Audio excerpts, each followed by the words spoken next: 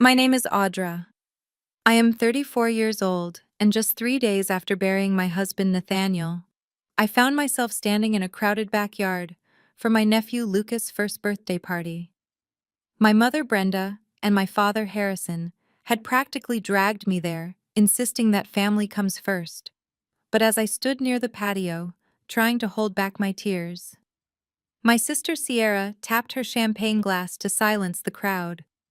With fake tears streaming down her perfect face, she announced to everyone that her son was actually Nathaniel Child. She claimed they had a secret affair, and then she pulled out a typed will. She looked me dead in the eyes and demanded half of my $8 million mansion as inheritance for his supposed bloodline. I did not scream or cry. I just looked at the piece of paper, smiled coldly, and said, "Oh, I see." I bit the inside of my cheek to keep from laughing out loud, because I knew a medical secret about my late husband that made her entire story a biological impossibility before. I tell you exactly how I let my greedy sister dig her own grave. Let me know where you are watching from in the comments below. Hit that like button and subscribe. If you have ever had to protect your peace from a toxic family, you will want to hear what happened next. The silence in the backyard was deafening. The gentle breeze rustled the blue birthday streamers, but nobody dared to breathe. I watched as Sierra wiped a perfectly timed tear from her cheek, holding that fraudulent piece of paper, like a winning lottery ticket. Nathaniel was a high school history teacher who loved his students and loved our life together.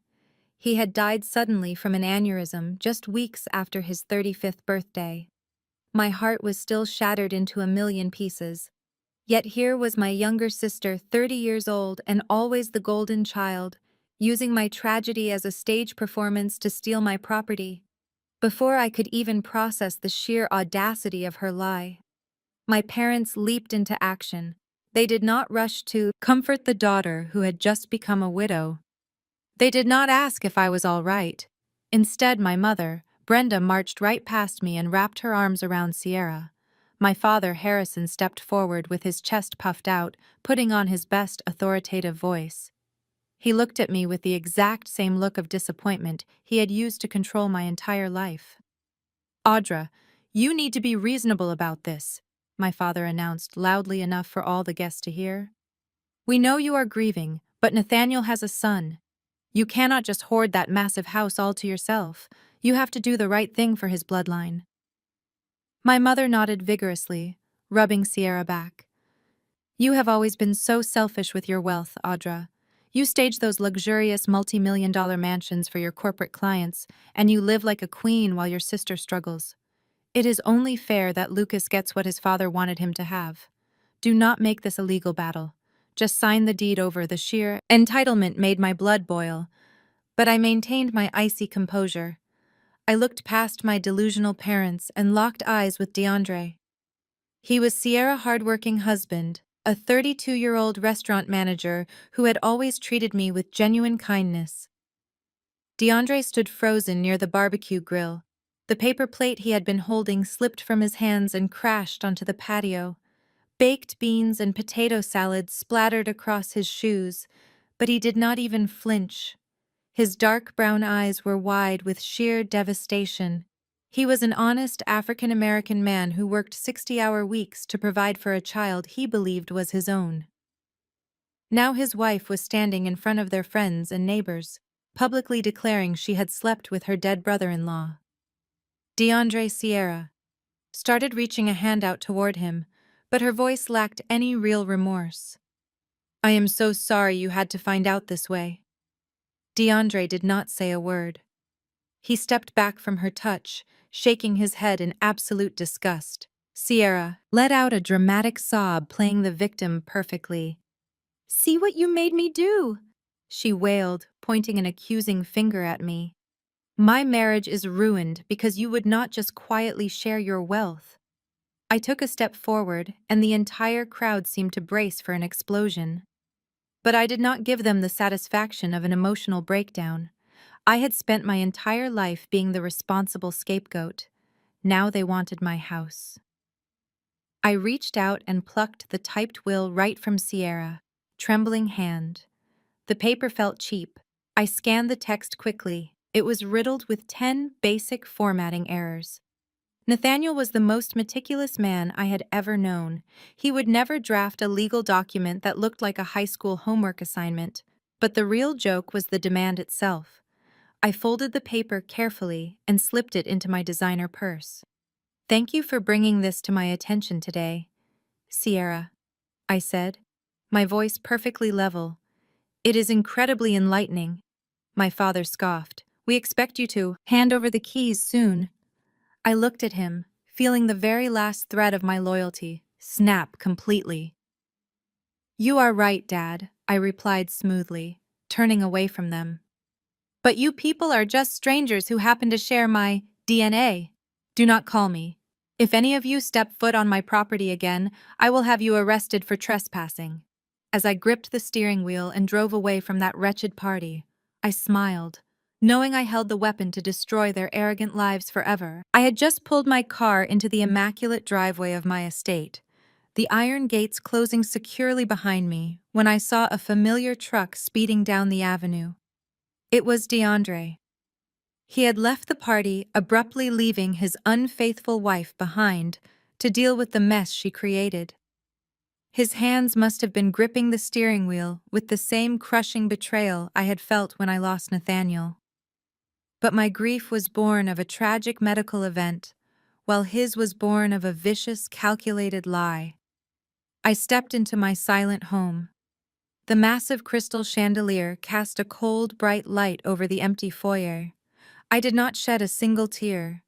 Instead, I walked into my home office, locked the heavy wooden doors, and waited. I knew my family. I knew they would not let this go quietly. They needed a villain to fund their lazy lifestyle, and they had just elected me to play the part. The explosion took exactly 48 hours to detonate. On Tuesday morning, my phone began vibrating violently against the kitchen counter. Notifications poured in faster than my eyes could track them. Pings from Facebook, Instagram, and LinkedIn flooded my locked screen. I opened the first link sent by a concerned colleague. Sierra had not just played the victim in private. She had gone completely nuclear. She had posted a highly edited, heavily filtered video of herself sitting on the floor of her cramped living room clutching little Lucas to her chest. She wept beautifully for the camera. She claimed that Nathaniel had been the love of her life. She painted a tragic, completely fabricated picture of star-crossed lovers kept apart by duty. Then she dropped the real poison. She called me a barren, heartless widow. She told the internet that because my own womb was empty, my heart had turned to stone. She claimed I was deliberately hiding Nathaniel assets and trying to throw my own flesh and blood nephew out onto the streets to starve. Directly below the video was a link to a GoFundMe campaign titled, "Help a Fatherless Child Survive His Cruel Aunt." The campaign had already raised $15,000 from gullible strangers. My parents had immediately shared the post.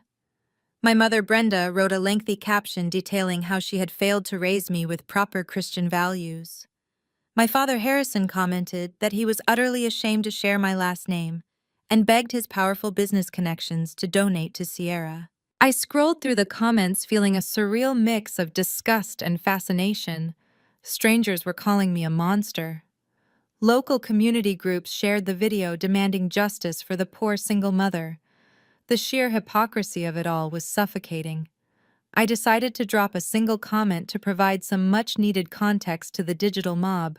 I typed out the harsh reality of our family dynamic. I reminded everyone reading that I had been the sole financial backbone of the family for a decade. I asked my mother if she remembered the $30,000 I paid to clear Sierra credit card debt when she faced bankruptcy. I asked my father if he recalled how I bought Sierra her first car after she totaled his while driving under the influence. I pointed out that Sierra was continuously coddled, shielded from consequences, and bailed out of every single mistake she ever made, while I built my luxury staging business from the ground up with zero help. I hit send. It was a massive mistake. The internet does not care about logic or financial receipts when they have a crying mother holding an innocent baby to pity. My comment only poured gasoline on the fire. They accused me of gaslighting my sister, of using my massive wealth to bully a vulnerable woman. The narrative spun entirely out of my control. The real nightmare began the following morning. I dressed in a tailored charcoal suit, determined to maintain my professional routine. Aura Staging, LLC, was currently handling the interior design for 3 major penthouses downtown, and I had a staff of 20 people depending on my leadership. I drove my car toward the corporate plaza, but as I turned the corner, my heart sank into my stomach. A crowd of about 40 people had gathered on the sidewalk directly outside the glass doors of my corporate office. They were holding up handmade cardboard signs. Justice for Lucas. Share the wealth. Boycott Aura Staging. Sierra had tagged my business page in her latest post, and her mob of online defenders had mobilized into the real world. I parked in the underground secure garage and took the private elevator up to my floor. My receptionist looked completely panicked. The phones were ringing off the hook. Clients were calling, demanding to know why there was an angry protest outside the building. 2 high-profile real estate developers emailed me directly expressing deep concern over the negative public relations. In the luxury staging business, reputation is everything. My parents and my sister knew exactly what they were doing.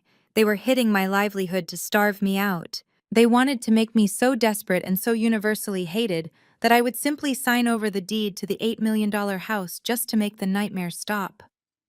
They thought they could break me with public shame. They assumed because I had always been the responsible, quiet daughter who dutifully paid their bills and absorbed their insults that I would eventually fold under the pressure of a public scandal.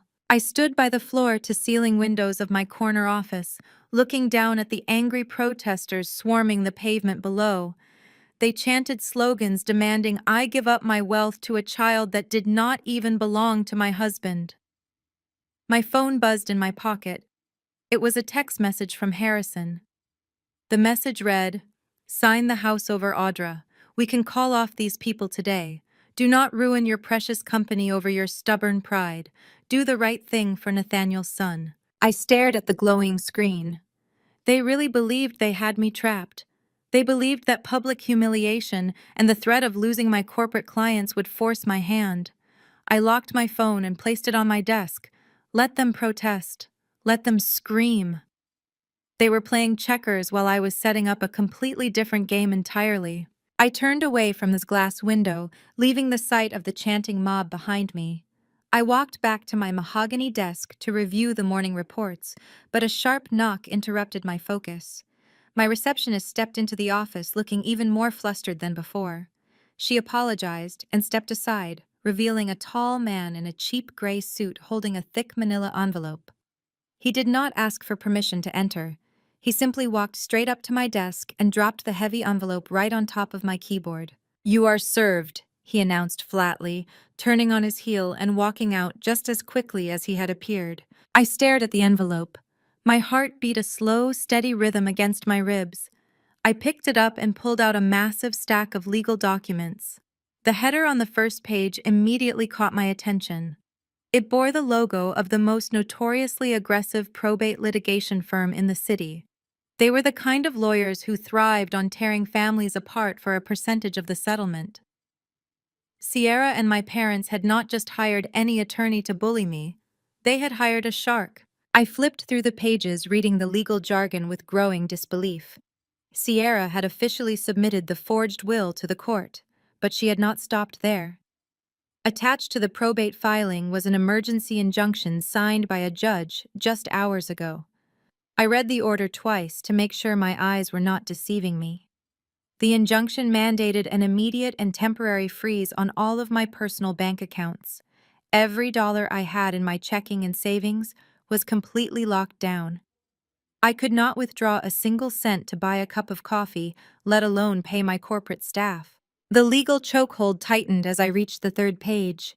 The court had also granted a temporary lien against my $8 million mansion. The property was legally frozen. I could not sell it, transfer it, or leverage it until the probate investigation concluded. Sierra had claimed that she and her son were at imminent risk of homelessness, and that I was a flight risk who might liquidate Nathaniel's supposed assets to hide the money. The judge acting on the fabricated sob story had granted the emergency freeze. I sat down heavily in my leather chair. The sheer audacity of the attack was staggering. They had weaponized the justice system against me based entirely on a cheap lie. They wanted to paralyze me financially so I could not fight back. They wanted me to feel the walls closing in until the pressure became absolutely unbearable. I looked at the frozen accounts on my laptop screen. My personal funds were completely inaccessible. For a fleeting second, a wave of genuine panic threatened to wash over me. Then my private office line rang. The caller identification displayed my father number. I took a deep breath, smoothing my expression, even though he could not see me. I picked up the receiver and brought it to my ear without saying a word. Audra, my father. Harrison spoke, his voice practically dripping with smug satisfaction. I assume you have received the delivery from our legal representatives by now. I remained silent, letting him fill the quiet space with his arrogance. You left us no choice, Audra, he continued, sounding like a disappointed principal, reprimanding a stubborn student. We tried to handle this internally like a family. But you had to be difficult. You had to cause a scene at the birthday party and disrespect your sister. Now the courts are involved. Your personal money is gone. Your house is locked down. You are completely cornered and you have absolutely no way out of this mess. I stared at the legal documents on my desk, listening to the man who was supposed to protect me actively participating in my destruction. What exactly do you want, Dad? I asked, keeping my voice perfectly hollow and defeated. I needed him to believe that his aggressive strategy was working. We want what is fair, Harrison replied quickly. We want you to sign the deed of the house over to Sierra today. If you stop being so stubborn and just transfer the property to Nathaniel Bloodline, we will call off the lawyers. We will drop the injunction immediately. We will even go out there and tell those protesters that it was all a big misunderstanding. We are willing to forgive you for your hostility, Audra. We just want peace for the baby. The word forgive echoed in my ear. They were offering to forgive me for surviving their vicious smear campaign and their illegal extortion. They wanted to steal an $8 million asset and then have me thank them for letting me keep the rest of my life intact. It was a masterclass in narcissistic delusion. You really think this is going to work? I asked, my tone dropping an octave. You think freezing my personal checking account is going to break me? You cannot fight us without money, Audra, my father countered, his tone hardening. You cannot pay a legal team to drag this out in court when your accounts are frozen. The house is locked. The public hates you. Your corporate clients are going to drop you by the end of the week when they see the news. You are entirely alone. Sign the paperwork and this all goes away. Do the right thing before you lose your business too. I looked out the window at the protesters still marching on the pavement below. I looked at the injunction freezing my personal assets. My father was right about one thing. They had backed me into a corner. But what he completely failed to realize was that cornering a predator only makes it infinitely more dangerous. I will carefully review the documents you sent, I said, injecting just enough hesitation into my voice to make him think I was finally cracking. I need time to think about my options. Do not take too long, Audra, my father warned triumphantly. The longer you wait, the worse this gets for you. We expect your signature by tomorrow. He hung up the phone. The line went dead. I slowly placed the receiver back onto the cradle. The walls of my office felt tight, and the weight of their betrayal was heavy, but I did not feel defeated. I felt a cold, sharp clarity taking over my entire mind. They thought they had cut off my air supply. They thought I was just a grieving widow who would crumble under the threat of poverty and public shame. I neatly stacked the legal documents on the edge of my desk. I pulled out my corporate secure phone, leaving my frozen personal accounts exactly as they were. The game had escalated beyond simple family drama. This was now a war of survival. I gathered my things and prepared to leave the office through the private exit. I needed to go back to the mansion and prepare for the night ahead. I knew I had to act fast, but I also knew I could not make my next move during the day while they were watching my every step. I drove home in absolute silence, waiting for the cover of darkness to fall. I did not know that a knock on my door at 2 in the morning would soon hand me the exact key I needed to destroy them all. The rain began to fall shortly after midnight, pounding relentlessly against the massive floor-to-ceiling windows of my living room. I was wide awake, sitting alone in the dark, wrapped in a thick cashmere blanket, and staring at the faint shadows dancing across the hardwood floor. The digital clock on the kitchen oven glowed a harsh green, reading exactly 2 in the morning. My mind was racing, analyzing every possible legal maneuver my corporate lawyers could deploy at dawn to fight the injunction. The sudden, sharp buzzing of the front gate intercom shattered the dead silence of the empty house, making me jump. I walked over and checked the security tablet mounted on the wall. Through the grainy night vision camera, I saw a solitary figure standing in the torrential downpour. It was DeAndre. He was drenched to the bone, shivering in a light jacket, and clutching a dark canvas duffel bag tightly to his chest. I did not hesitate for even a second. I pressed the button to unlock the heavy iron gate and walked quickly to the front door, pulling it open just as he reached the covered porch. He stepped into the warm, brightly lit foyer, leaving a heavy trail of rainwater across the imported marble tiles. He looked completely shattered. The strong, proud man who managed a high-end restaurant and worked relentlessly to provide for his family was entirely gone. In his place stood a hollowed-out shell of a human being. His eyes were red and severely swollen, carrying the unmistakable weight of profound betrayal. He dropped the wet duffel bag onto the floor with a heavy thud. It contained his entire life packed hurriedly in the middle of the night. I brought him a dry towel and poured him a tall glass of bourbon.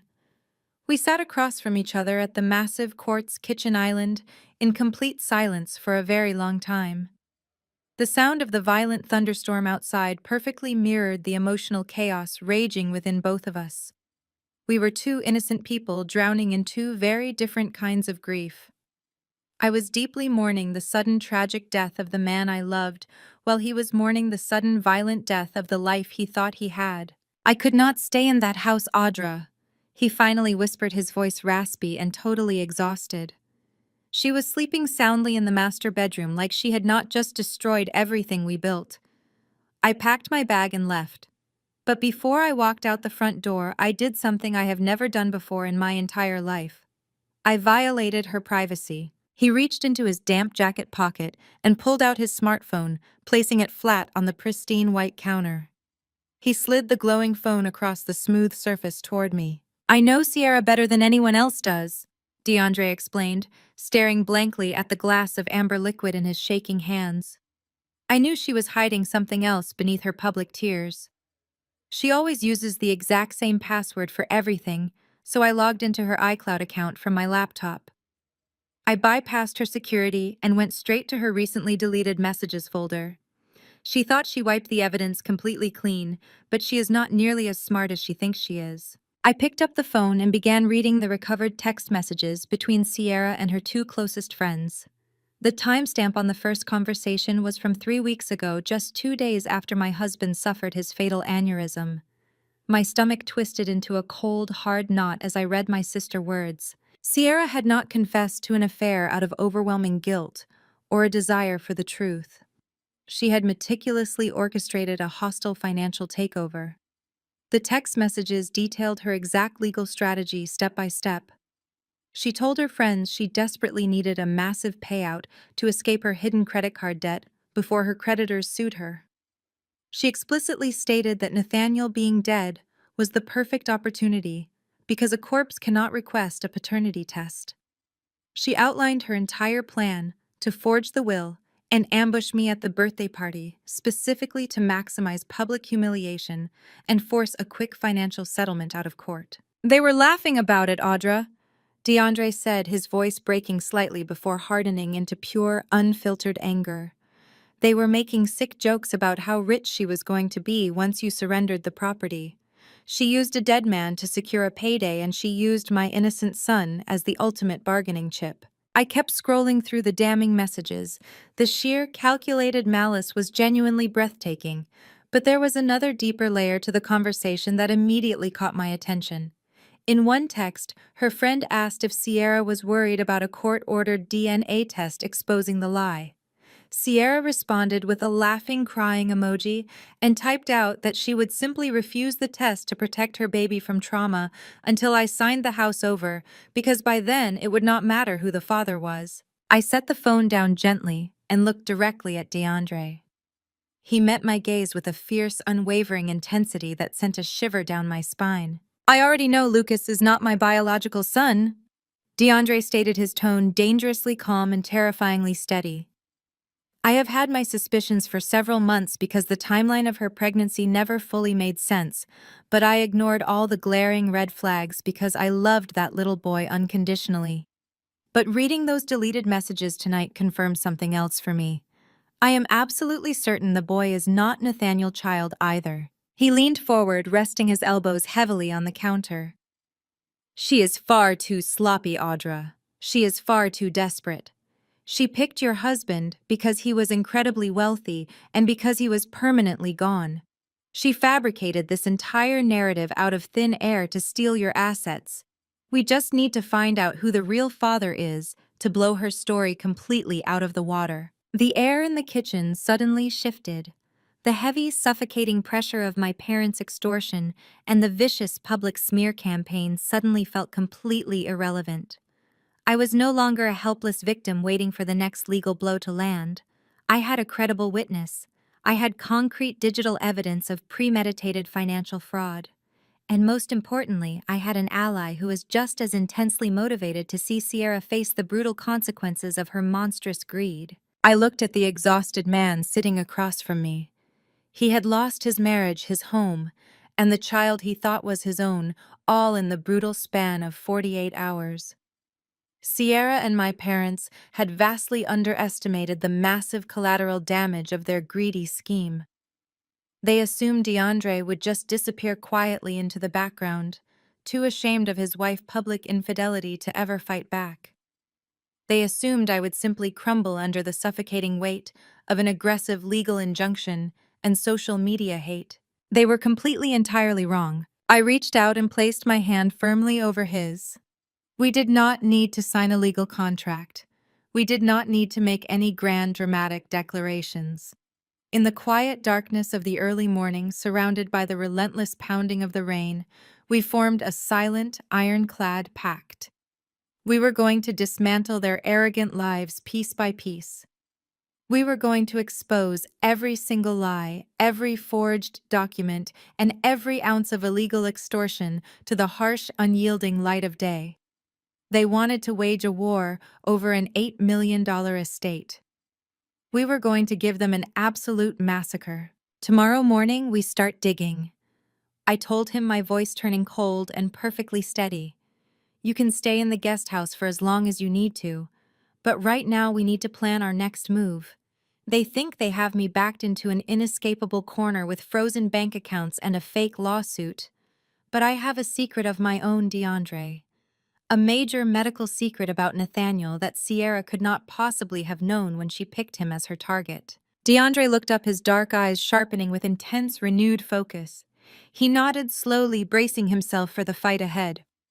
"Let us burn their house down," he said. DeAndre did not just bring deleted text messages to my house that night. He reached down into his damp duffel bag and pulled out a small crumpled piece of paper, smoothing it flat against the quartz countertop. It was a digital receipt from a highly reputable private genetics laboratory. I looked at the receipt and then back up at his exhausted face, trying to comprehend what he had done in the frantic moments before fleeing his broken home. He took a deep breath, his chest rising and falling heavily as he explained his final move, before walking out on Sierra forever. "Before I left the house, I went into the nursery," DeAndre said, his voice barely above a whisper. "Lucas was fast asleep in his crib, hugging that little stuffed bear I bought him for his birthday. It broke my heart into a million pieces, Audra. It took every ounce of strength I had not to just break down and cry right there in the dark. But I knew I could not leave without securing the absolute truth. I used a sterile cotton swab from the bathroom, and I took a DNA sample from the inside of his cheek." He tapped the digital receipt on the counter with a heavy finger. I packed the sample, sealed it perfectly, and dropped it into a priority overnight shipping box at the 24-hour post office on my way here. I paid for the most expensive expedited testing they offer. They will compare his DNA to mine and run it through a massive global ancestry database. In less than 72 hours, I will have legally admissible proof that the boy is not mine, and we might just find out who the real father actually is. I stared at him in complete awe. In the absolute worst moment of his entire life, while his heart was actively being ripped out of his chest, DeAndre had the profound mental clarity to secure biological evidence. He was not just a victim crying in the dark. He was a man meticulously building an airtight legal case against the woman who destroyed him. His proactive brilliance gave me the final push I needed. It was time to hand him the missing piece of the puzzle. It was time to reveal the secret I had been guarding fiercely since the day I married Nathaniel. I stood up from the kitchen stool without saying a word and walked down the long, dark hallway toward my private study. I approached the heavy steel floor safe, hidden behind a bookshelf in the corner of the room. I typed in the secure passcode, turning the heavy metal dial until it clicked open. I reached into the very back of the safe, bypassing my corporate documents and luxury real estate deeds. I pulled out a single thin manila folder. It was old, its edges slightly frayed from years of being carefully hidden away. I walked back into the kitchen and dropped the folder right on top of DeAndre's digital laboratory receipt. He looked at the blank cover and then looked up at me with a confused expression. "You are about to pay a lot of money to a genetics lab to prove that Nathaniel is not the father of your wife." "Baby," I said, my voice completely steady. "But you do not need to do that, DeAndre. I can save you the anxiety of wondering if my husband ever betrayed you. I already know for an absolute medical fact that Sierra is lying." I opened the folder and slid the top document toward him. It was a certified medical report from a prominent fertility specialist, heavily stamped and signed by 3 different physicians. When Nathaniel was 18 years old, he contracted a terrifyingly severe case of the mumps. I explained, watching DeAndre's eyes scan the dense medical terminology. It was so bad he was hospitalized for over a week with a dangerously high fever. The virus caused massive internal complications. It completely, permanently destroyed his reproductive system. Before we even got engaged, Nathaniel sat me down and cried for hours. He told me he was diagnosed as 100% irreversibly sterile. He could never biologically father a child. DeAndre froze. He stopped breathing for a solid 5 seconds. He read the highlighted conclusion at the bottom of the medical document, and then read it a second time just to make sure his exhausted mind was not playing tricks on him. The paper clearly stated 0 viable sperm count and permanent untreatable sterility. "We never told a single living soul," I continued, leaning closer to him. "You know how my parents are. My father, Harrison, is obsessed with bloodlines and legacy and leaving a mark on the world. My mother, Brenda, would have endlessly gossiped about it at her country club brunches. They would have constantly belittled Nathaniel and treated him like he was less of a man just because he could not give them a biological grandchild. We wanted to protect our peace, so we buried the medical records and simply told everyone we were focusing on our careers instead of having kids." DeAndre slowly pushed the file back toward me. A dark, incredibly satisfying smile began to form on his face, replacing the hollow devastation that had consumed him just an hour ago. "She did not know," he whispered, a bitter laugh escaping his lips. "Sierra had absolutely no idea. She just picked Nathaniel because he was a wealthy, successful man who happened to die suddenly. She figured a dead man could not demand a paternity test. She saw your $8 million estate sitting there and assumed she could just fabricate a scandalous affair to extort you. She built an entire legal strategy on a biological impossibility." "Exactly," I replied, feeling the cold rush of absolute victory coursing through my veins. "Sierra forged a legal will and filed a hostile injunction to claim an inheritance for a baby that physically cannot exist. She has committed multiple felonies based on a lie that we can instantly destroy with one piece of paper from this folder.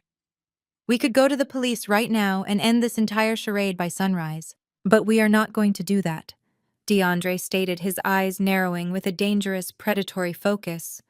If we show our hand right now, she will just claim it was a desperate mistake. She will play the victim again and say she was just confused about who the father was. Your parents will probably hire her a massive legal team to plead temporary insanity and protect their precious golden child from going to prison. We cannot let them off the hook that easily, Audra. We cannot just win the battle. We have to completely annihilate them. He was absolutely right. Sierra was a master manipulator, and my parents were her willing accomplices. If we gave them any room to pivot, they would find a way to wriggle out of the consequences. We needed to corner them completely with no avenue of escape. So what is our strategy? I asked, though I already knew the answer. We wait. DeAndre said, his voice hardening into solid steel. We let your parents continue their vicious smear campaign. We let Sierra go on social media and collect thousands of dollars in fraudulent donations.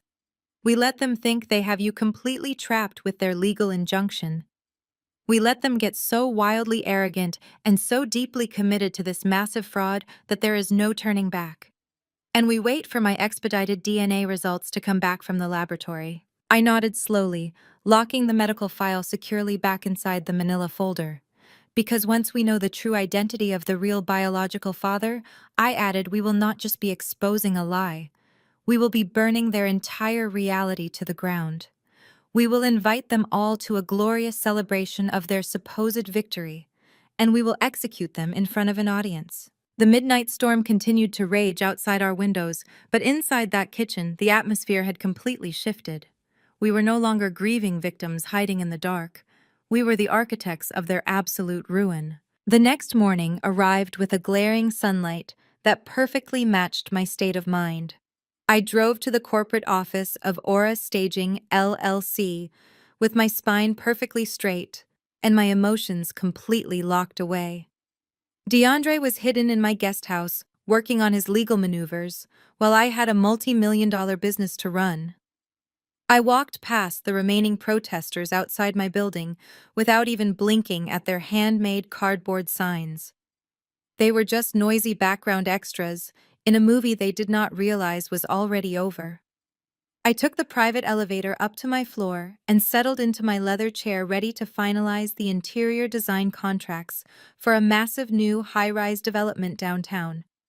I was sipping my black coffee and reviewing a digital rendering when the heavy glass doors of my corporate suite suddenly and violently swung open. My receptionist let out a startled gasp as two very familiar figures completely bypassed her security desk, ignoring her protests, and stormed directly into my private office. It was my father, Harrison, and my mother, Brenda. They looked furious. They had clearly spent the entire morning fuming over my refusal to immediately surrender to their aggressive legal tactics and the frozen bank accounts. Harrison did not even bother to say hello. He marched straight up to my workspace and slammed his hands down hard on the pristine surface of my mahogany desk, scattering my neatly organized architectural blueprints onto the hardwood floor. Brenda stood right behind him, clutching her expensive designer handbag and glaring at me with a look of pure, unadulterated hatred. "You are making a massive mistake, Audra," my father growled, his face turning an ugly shade of red. "We gave you 24 hours to review the paperwork and sign the deed over to Sierra. I just got off the phone with our lawyers, and they told me you have not even contacted them to arrange a settlement. You are deliberately stalling and playing games with your sister's livelihood." I did not flinch. I did not raise my voice. I simply took another slow sip of my coffee and looked at them as if they were two unruly toddlers throwing a tantrum in a grocery store. "I am not playing games, Dad," I replied, my voice as smooth and cold as a sheet of ice.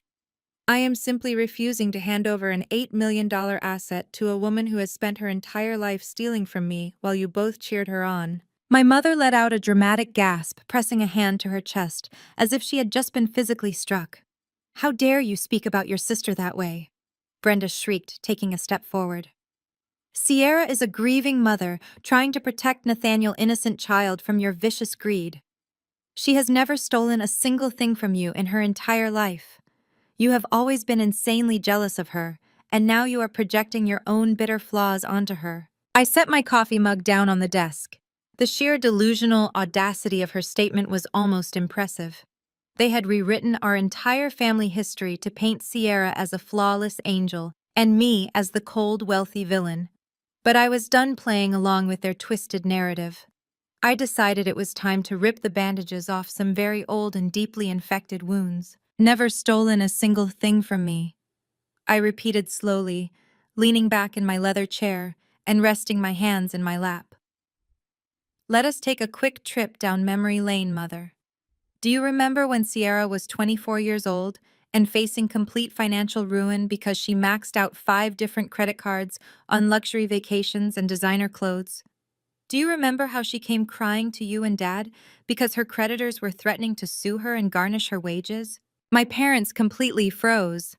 They had not expected me to bring up the past. They always demanded that we sweep Sierra failures under the rug and never speak of them again. You both cornered me in this exact office, I continued, my voice dropping to a dangerous whisper. You told me that because my staging business was finally becoming profitable, it was my family duty to protect my younger sister. You literally forced me to hand over $30,000 of my own hard-earned savings to pay off her massive debt. You promised me she would pay me back every single month. It has been 6 years, and I have not seen a single dime. But I did not say a word, because I was the good, responsible daughter. I absorbed the massive financial hit so she could keep living her fantasy life. Harrison stood up slightly straighter, trying to regain control of the room. That was different, he snapped, waving his hand dismissively. That was a family loan to help her get back on her feet. You had plenty of money to spare, Audra. You are bringing up ancient history just to deflect from the fact that you are currently trying to make her and her baby homeless. I smiled, a completely dead expression that did not reach my eyes. It is not ancient history, Dad, I replied smoothly. It is a very well-documented pattern of theft.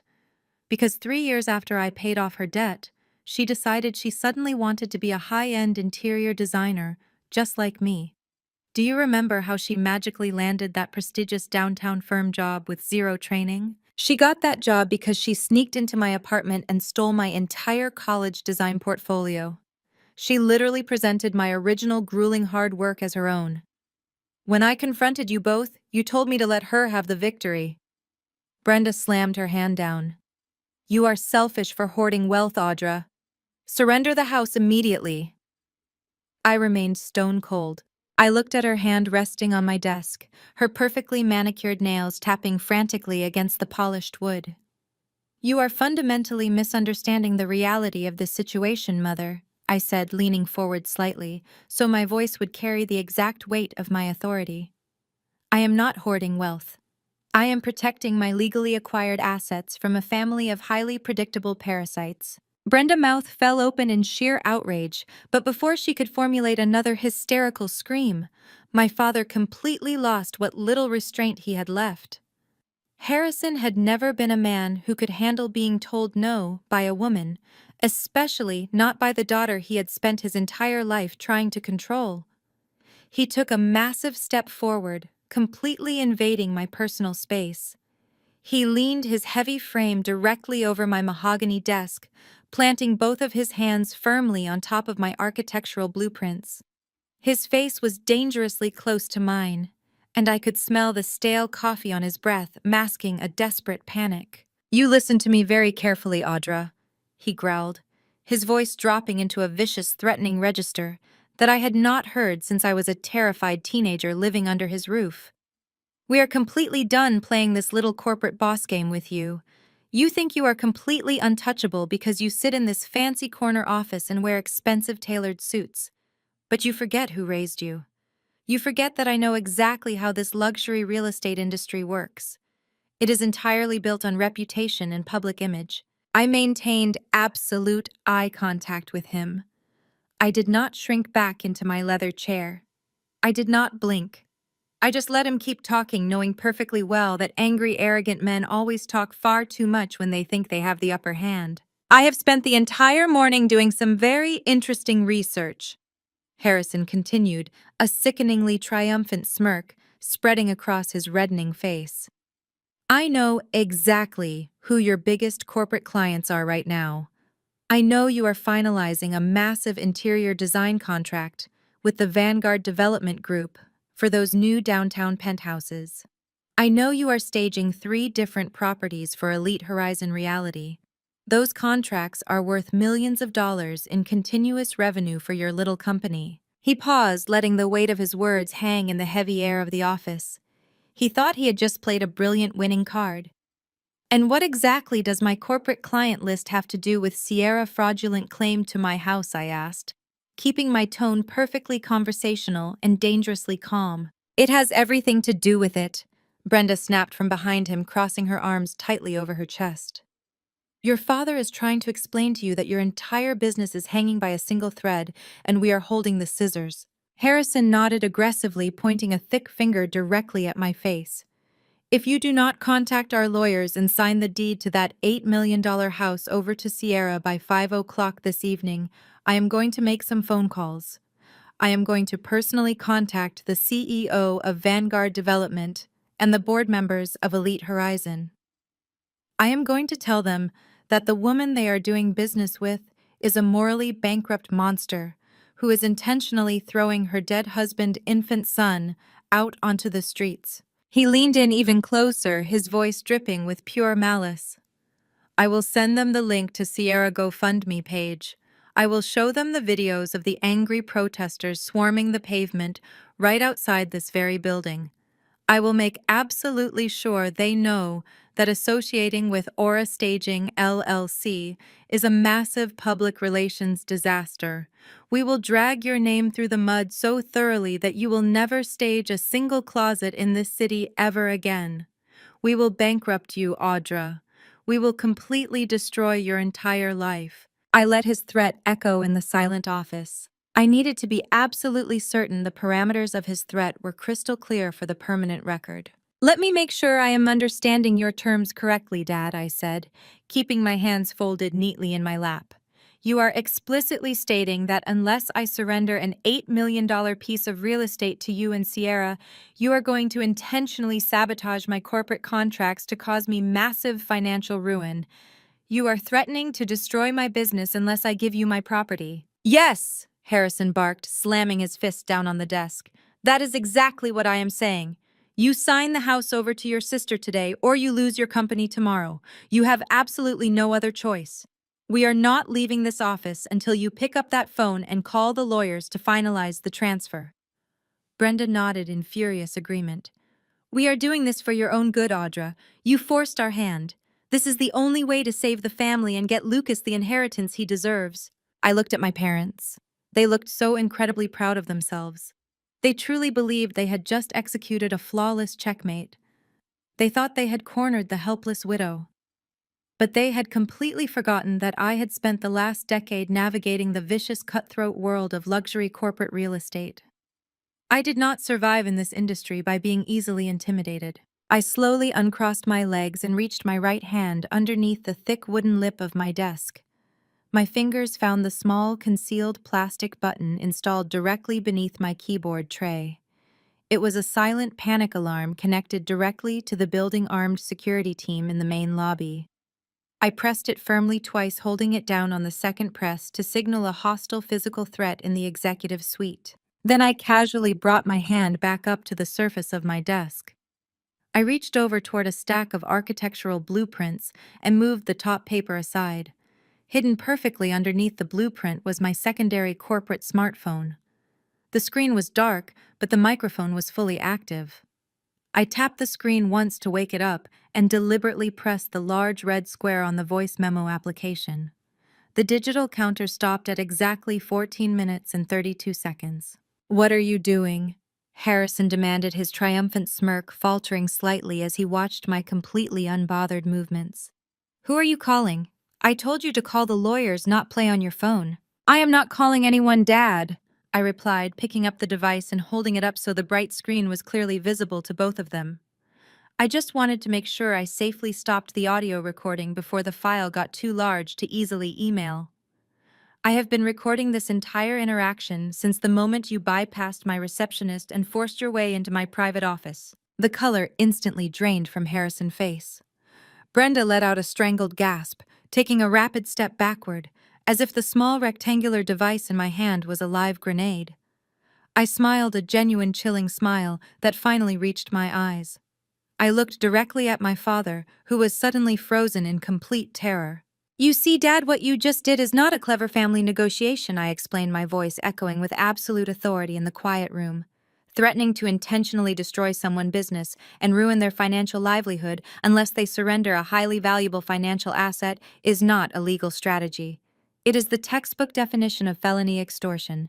It is a severe criminal offense punishable by several years in a state penitentiary." "You are bluffing," Harrison stammered, his loud, aggressive voice suddenly shrinking into a pathetic, breathless whisper. "You would never send your own parents to jail. You would not dare do that to us." I tapped the screen, hitting the save icon, and instantly backing the audio file up to my secure cloud server. "Try me," I whispered, leaning forward. "You came into my territory. You threatened my livelihood. You tried to use my dead husband's memory as a weapon to steal from me. I will not hesitate to hand this recording directly to the district attorney if you ever threaten me again." The heavy glass doors of my office suddenly swung open again. 3 large, heavily armed security guards from the building lobby stepped into the room. They completely surrounded my parents, their hands resting casually near their utility belts. "Is there a problem here, Ms. Audra?" the lead security officer asked, his eyes locked entirely on Harrison. "Yes," I replied smoothly, picking up my coffee mug and taking a long, relaxed sip. "These 2 individuals were just leaving. They are permanently banned from the premises. If they ever step foot in this building or on the plaza outside again, I want them immediately arrested for criminal trespassing." Harrison opened his mouth to argue, but the lead guard stepped firmly into his path, leaving him absolutely no room to move except toward the door. Brenda was already practically running out of the office, covering her face with her designer handbag in total humiliation.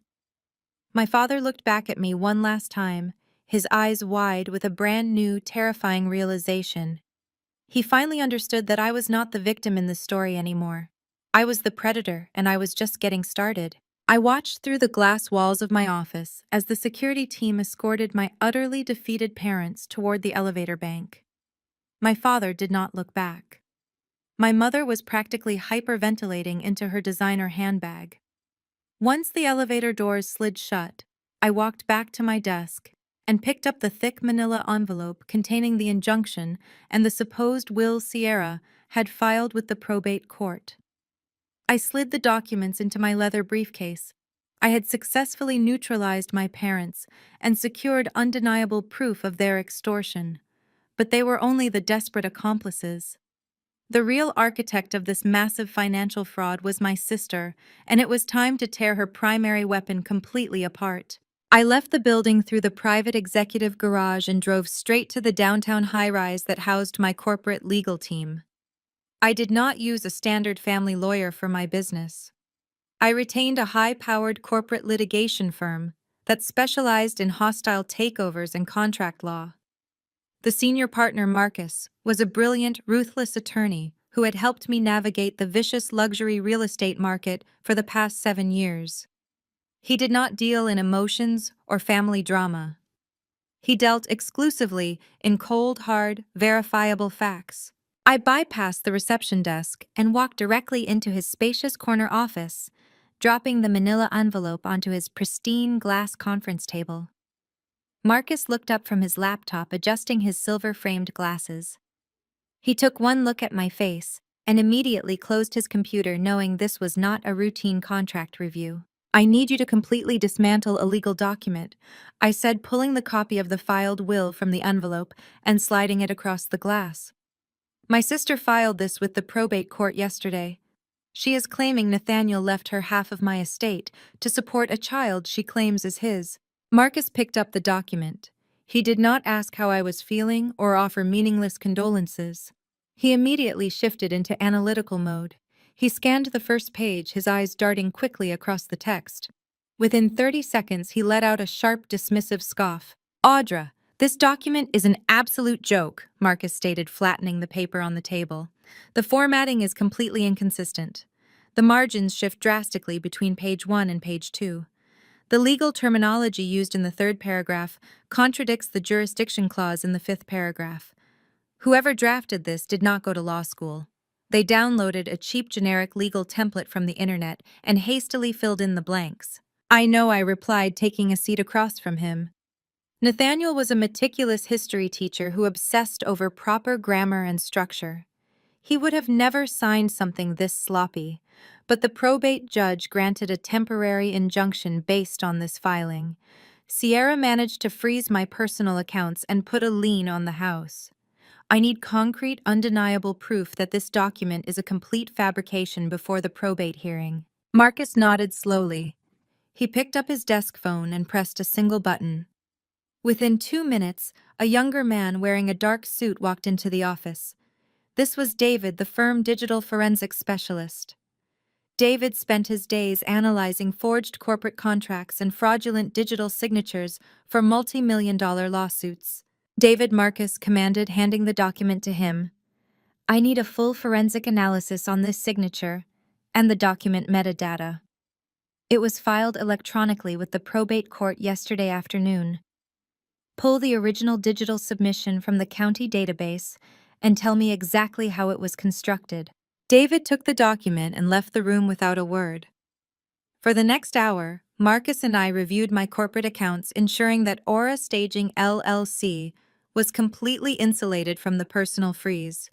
Sierra thought she had cut off my money, but she had only frozen my personal checking account. My corporate wealth remained entirely untouched and fully accessible. An hour later, David returned to the office carrying a sleek silver tablet. He placed it on the glass table between Marcus and me. He had pulled the original PDF file Sierra submitted to the court system and completely deconstructed the digital layers of the document. You were absolutely right to be suspicious.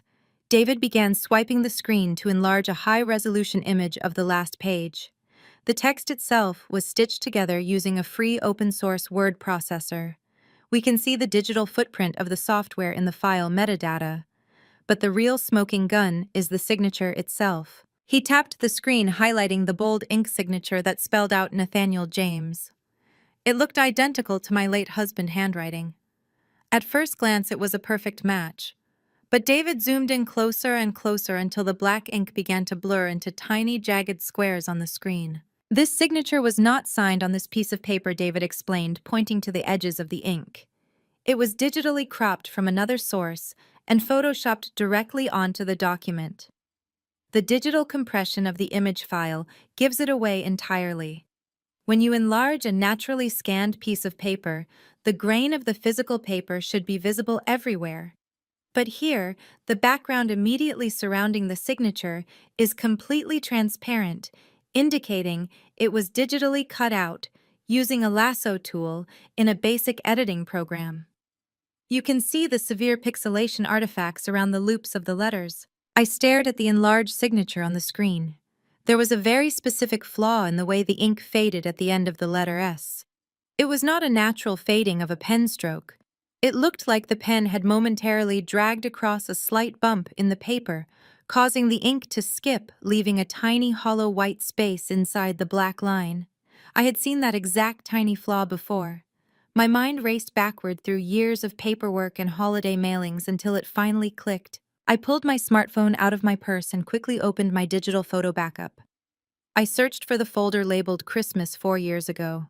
We had sent out custom-printed holiday cards to our entire family that year.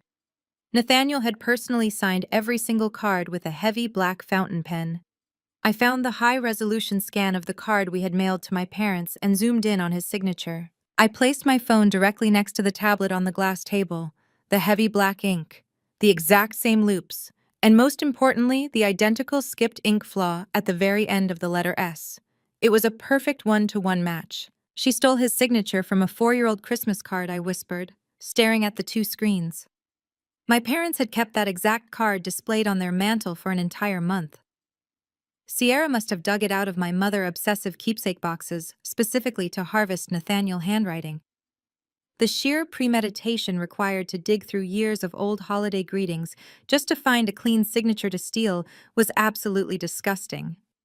She scanned the holiday card we sent to them, cropped his name out, and pasted it onto a fake will. Marcus leaned forward, staring at the matching signatures. His eyes were cold and calculating. He slowly pushed his silver glasses up the bridge of his nose. Audra, this completely changes the landscape of this entire situation, Marcus said, his voice deadly serious.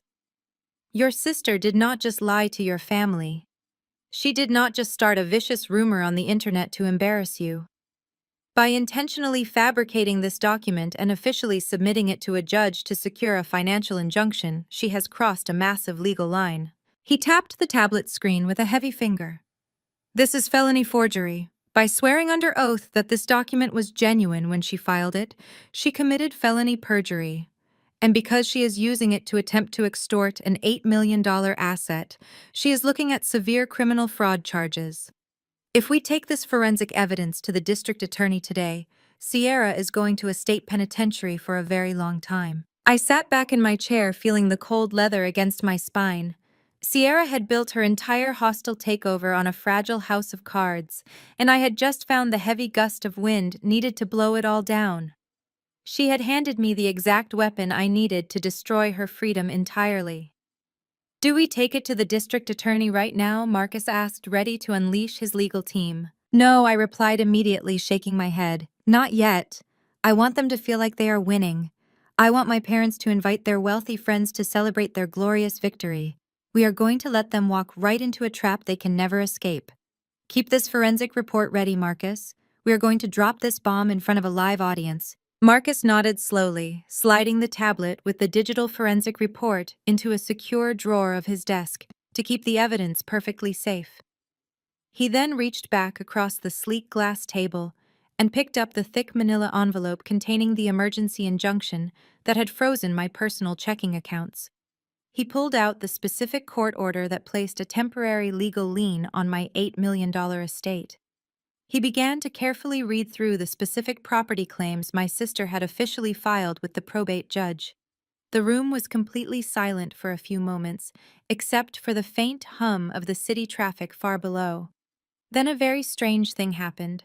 Marcus began to laugh. It was not a polite professional chuckle. It was a deep, genuine laugh that echoed off the glass walls of his massive corner office. I had worked closely with him for 7 years navigating complex corporate real estate deals, and I had never seen him break his stone-cold professional demeanor like this before. What is so funny? I asked, leaning forward in my leather chair, feeling a sudden spark of curiosity. He shook his head, tapping his expensive silver pen against the legal document. Your sister and your parents hired an incredibly aggressive probate litigation firm. He explained, his amusement still clearly visible on his face. But in their frantic rush to secure a freeze on your assets before you could effectively fight back, they completely skipped doing a basic county property records check. They filed a hostile claim against an $8 million asset, assuming it was standard marital property. Marcus leaned entirely across the glass table. Audra, they placed a legal lien on a house that you do not even personally own. I smiled, feeling a profound sense of absolute satisfaction wash over me. The irony of the situation was absolutely delicious. Sierra had gone to the extreme lengths of committing multiple felonies to steal half of a house that Nathaniel had never legally possessed. When my staging business started generating massive revenue 5 years ago, I made a highly strategic financial decision, I explained to Marcus. I purchased that sprawling mansion entirely under the corporate umbrella of Aura Staging LLC. It was a dual-purpose investment to host high-end real estate clients and physically showcase our luxury design capabilities. Nathaniel fully supported the strategic decision. His name was never on the deed, and my personal name is not on the deed either. It is a 100% corporate-owned asset. Marcus tossed the injunction back onto the table with a look of pure legal triumph. This entire legal freeze is fundamentally useless, he stated confidently. A probate judge has absolutely no jurisdiction to place a lien on a corporate asset for a personal inheritance dispute. I can draft a dismissal motion right now. We can walk down to the courthouse and have this injunction immediately thrown out by noon. Your personal accounts will be completely unfrozen and the property lien will be erased entirely. I looked down at the useless piece of paper resting on the glass table. The overwhelming temptation to instantly crush their legal chokehold was incredibly strong. But I vividly remembered the sheer, unadulterated arrogance of my parents, standing in my office aggressively threatening my entire livelihood. No, I said, my voice turning ice cold and perfectly precise. Do not file the dismissal yet, Marcus. He raised an eyebrow, looking completely surprised by my sudden command to hold off. If we destroy their legal leverage today, they will immediately know we are onto their scheme, I explained slowly. I want them to firmly believe they are winning this war.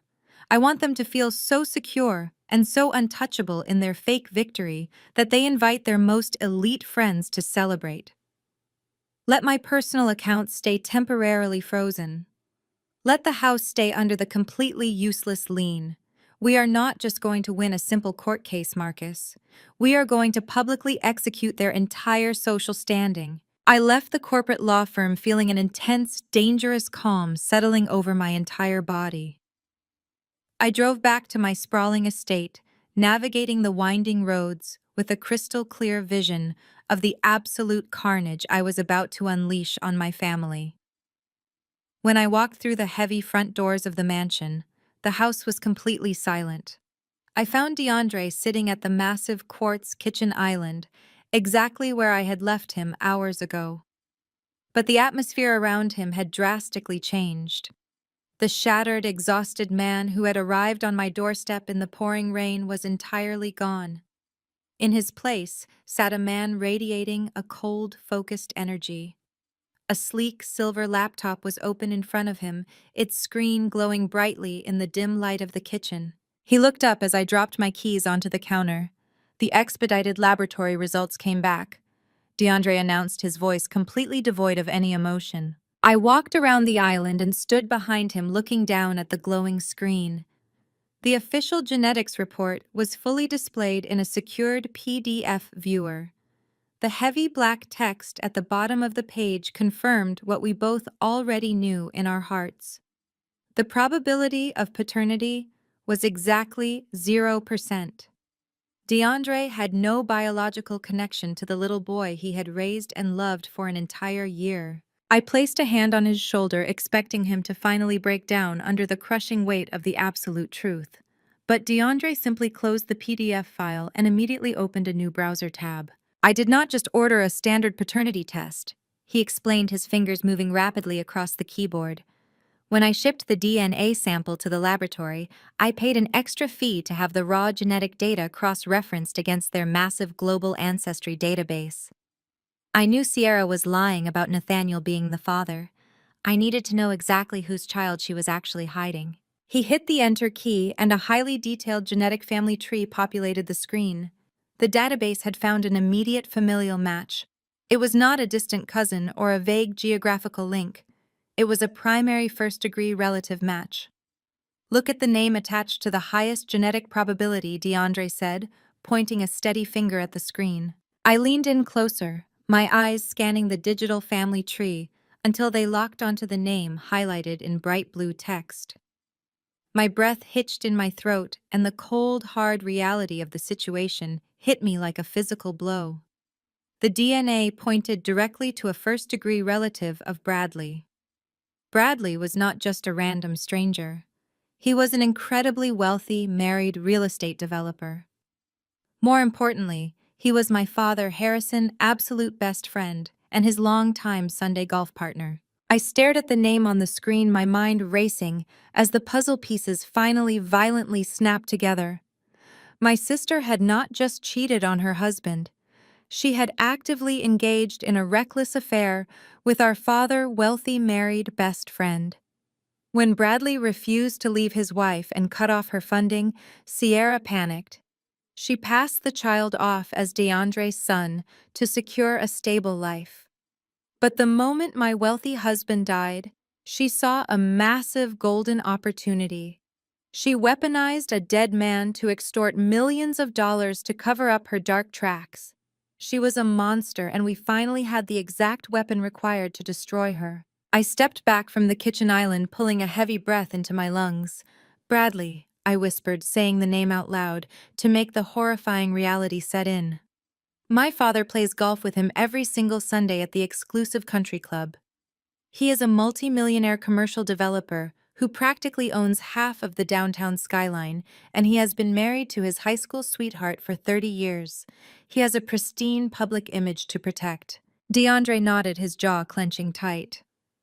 It makes perfect sense, Audra. Think about Sierra and her constant sickening obsession with status and wealth. She was never genuinely satisfied with my income. She always wanted the extravagant luxury lifestyle that you and Nathaniel had successfully built, but she absolutely refused to actually work for it. We stood together in the dim kitchen and began to verbally piece the entire dark timeline together.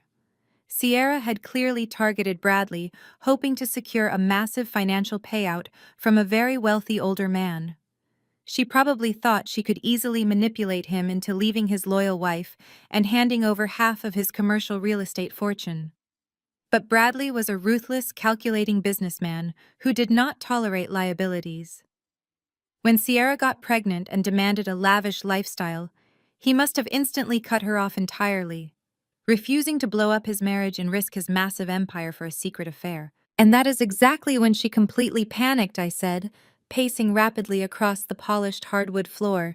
She needed a stable, believable cover story and a reliable source of income immediately. So she ran straight back to you, DeAndre. She manipulated you into believing the child was yours, trapping you in a web of emotional abuse and financial dependency. DeAndre looked down at his large hands, his voice dropping to a harsh, bitter whisper. I gave her absolutely everything I had. I worked 80-hour weeks to provide a perfect home for that little boy. And she just sat there happily spending my hard-earned paychecks, knowing I was completely oblivious to her betrayal. But your honest income was never going to be enough to permanently satisfy her endless greed.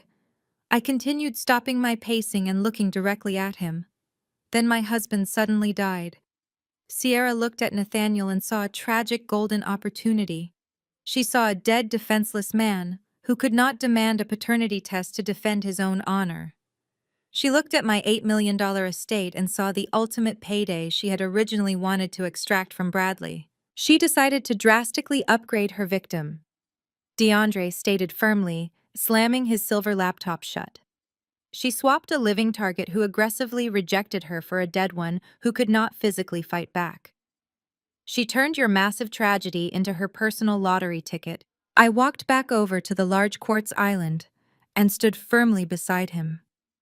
The complete picture was finally clear. We now held every single piece of the puzzle. We possessed the digital forensic report proving she fabricated her legal documents. We had the secret audio recording of my parents committing felony extortion in my corporate office. And we held the undeniable genetic evidence proving Bradley was the true father, completely exonerating Nathaniel forever. Are you ready to finish this? I asked DeAndre, my voice completely steady and entirely devoid of mercy. He looked up at me, his dark eyes burning with a cold, focused rage. I have never been more ready in my entire life, Audra. It is time to execute the final blow, I said, turning toward the door. Let us go completely destroy her. I walked away from the kitchen island and pulled my phone from my pocket. If we were going to completely destroy Sierra, we needed the perfect stage and a captive audience. I opened the messaging application and navigated to the toxic family group chat that I had kept perfectly muted for the last 5 days. I took a deep breath, deliberately shifting my entire mental state into the role of a shattered, defeated widow. I needed my text message to radiate absolute despair. I typed slowly, meticulously, crafting every single word to feed their endless, insatiable egos. I told them that the relentless stress of the legal injunction and the terrible public protests had finally broken me. I wrote that my corporate business was actively crumbling under the massive pressure, just as Harrison had threatened, and I simply did not have the emotional strength to fight my own flesh and blood anymore. I am just so incredibly exhausted. I typed, my thumbs flying across the digital keyboard. I cannot keep fighting you. You win. I am completely ready to surrender the house and sign the legal settlement papers immediately. I showed the draft message to DeAndre. He read it over my shoulder and let out a harsh, humorless laugh. They are going to absolutely devour that, he stated, crossing his arms. It is exactly what they have been desperately waiting to hear from you. I pressed send and watched the small green text bubble appear on the screen. Then I immediately followed it up with the final piece of the trap. I invited Harrison, Brenda, and Sierra to my home that evening. I proposed a formal will reading and a catered mediation dinner in my main dining room. I told them to bring the final transfer deeds and assured them that I would have my notary public present to officially sign the $8 million estate completely over to Sierra. The digital response was almost instantaneous. Within 45 seconds, 3 separate red receipts appeared at the bottom of the screen. They had all dropped whatever they were doing to eagerly consume my absolute surrender. Less than a minute later, my mother replied with a sickeningly sweet message about how glad she was that I had finally come to my senses and chosen family over selfish greed. Harrison sent a brief, arrogant confirmation that they would arrive precisely at 7:00 sharp with all the necessary legal documents. They took the bait without a single moment of hesitation, I said, locking my phone screen and tossing it onto the court's counter. They are so blinded by their own greed and arrogance that they cannot even see the massive steel trap closing directly over their heads. I turned to DeAndre, who was already closing his laptop and gathering his heavy coat. Go home and change into your best formal suit, I instructed him.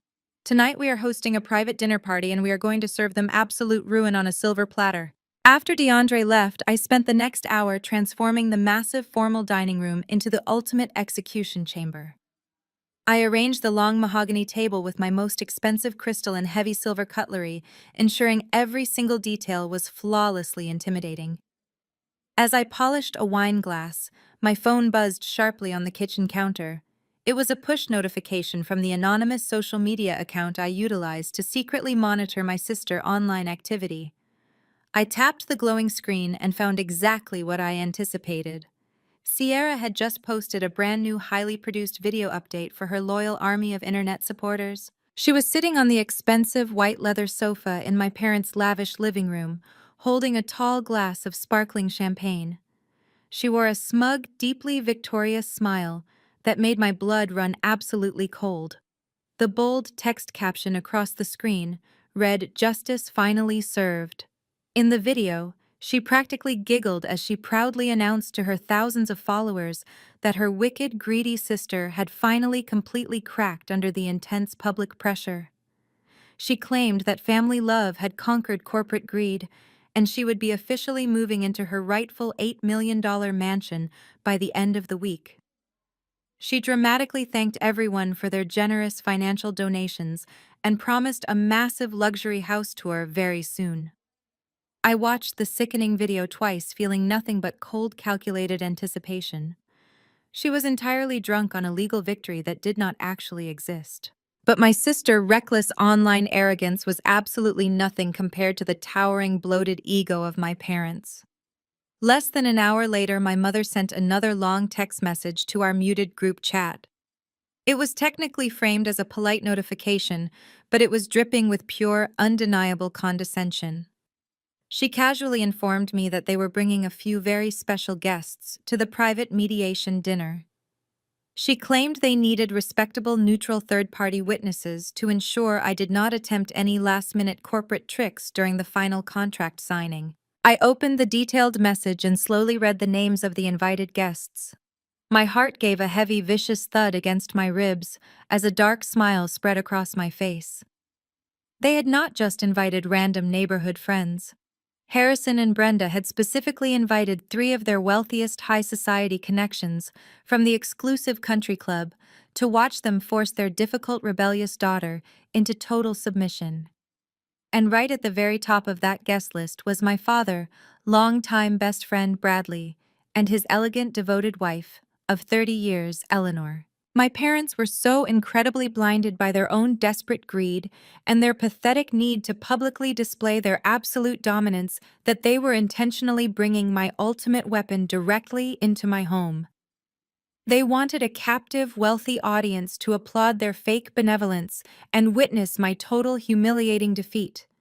They had absolutely no idea they were unwittingly assembling the exact audience required for their own spectacular social execution. I typed a quick, polite reply telling my mother that extra guests were perfectly fine and I would simply set a few more plates at the table. Then I walked over to the dining room and carefully arranged a specific seat of honor right at the center of the table directly across from where Sierra would sit. It was a seat reserved entirely for Bradley. At exactly 7 o'clock, the heavy brass doorbell echoed through the silent expanse of the mansion. I stood perfectly still in the grand foyer, taking one final steadying breath before reaching out and pulling the massive oak doors open. The cold evening air swept inside, carrying with it a suffocating wave of pure, unadulterated arrogance. Harrison and Brenda stood at the absolute front of the group, practically vibrating with a sickening sense of ultimate victory. Sierra flanked them wearing a highly inappropriate designer cocktail dress she had clearly purchased with her internet scam money. Behind my toxic family stood Bradley, looking surprisingly stiff and remarkably uncomfortable in his tailored charcoal suit, alongside his elegant wife Eleanor, who simply offered me a polite, confused smile. I did not offer them warm greetings or take their expensive coats. I simply stepped aside and allowed the entire group to flow into my massive modern living room. The space was designed to intimidate, featuring soaring 20-foot ceilings, floor-to-ceiling windows overlooking the dark city skyline, and a massive 80-inch smart television mounted seamlessly into the black marble fireplace. DeAndre was already standing silently in the far corner of the room, wearing a sharp black suit, perfectly playing the role of a neutral observer. My parents immediately fanned out across the room, acting as if they already owned every single piece of luxury furniture. Harrison confidently gestured for Bradley and Eleanor to take the best seats on the plush velvet sectional. Sierra did not even bother to sit down.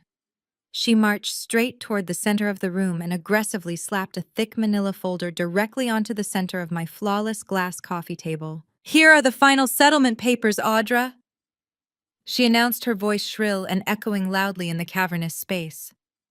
"It is the exact same copy of the will the probate judge already approved. Let us stop wasting time. Hand me a pen so you can sign the deed transfer, and we can finally pop the expensive champagne I know you keep in that massive cellar." Harrison stepped forward, placing a heavy hand on Sierra's shoulder. He turned to face Bradley and Eleanor, puffing his chest out to deliver a meticulously rehearsed performance for his wealthy friends. "We know this has been a remarkably difficult week for our family." Harrison began, his voice dripping with a fake, sickeningly sweet benevolence. "But tonight is truly about forgiveness. It is about remembering that family blood is absolutely thicker than any temporary corporate misunderstanding. Audra has finally seen the light and realized that doing the morally right thing for her sister and her poor fatherless nephew is far more important than hoarding empty wealth. We are just so incredibly proud to guide her back to the moral path." Eleanor nodded politely, but Bradley shifted uncomfortably in his seat, his eyes darting nervously around the imposing room as if his sharp business instincts were sensing a hidden trap. He glanced at DeAndre and then back at me, his posture rigid. Sierra impatiently tapped her manicured nails against the glass table, breaking the brief silence. "The pen, Audra," she demanded, extending her empty hand toward me. I did not look at the fraudulent legal document resting on the glass. I did not look at her outstretched hand. I did not shed a single tear of defeat. Instead, I calmly walked over to the sleek media console and picked up a small black remote control. I turned my back to my utterly confused family and pressed a single silver button. The massive smart television mounted on the black marble wall instantly flared to life, bathing the entire living room in a harsh, bright glow that completely shattered their comfortable illusion. The high-definition screen did not display a family photo or a financial chart. It displayed a stark black and white digital scan of an official medical document. The heavy bold letterhead at the top of the page clearly belonged to the primary oncology department of the State University Hospital. I tapped a button on the remote, and the screen zoomed in directly on the center of the page, highlighting a specific diagnostic paragraph in bright yellow. The entire living room fell completely silent. The only sound was the faint hum of the city traffic drifting through the massive glass windows. Harrison and Brenda squinted at the bright screen, trying to make sense of the complex medical terminology. But Sierra did not need to squint. She stared at the massive television, and the smug, triumphant smirk instantly vanished from her face, replaced by a look of sheer, unadulterated terror. "That is a certified copy of my late husband's complete medical history," I announced, my voice echoing coldly through the cavernous room. I did not raise my tone. I did not yell. I simply let the undeniable facts speak entirely for themselves. As you can all clearly see, Nathaniel was diagnosed with a severe aggressive form of leukemia when he was exactly 18 years old. He survived, but the heavy, continuous rounds of aggressive radiation and chemotherapy completely destroyed his reproductive system. I tapped the remote again, and the screen zoomed in even closer on the final diagnostic conclusion signed by the chief oncologist. The bold black text filled the entire 80-inch screen.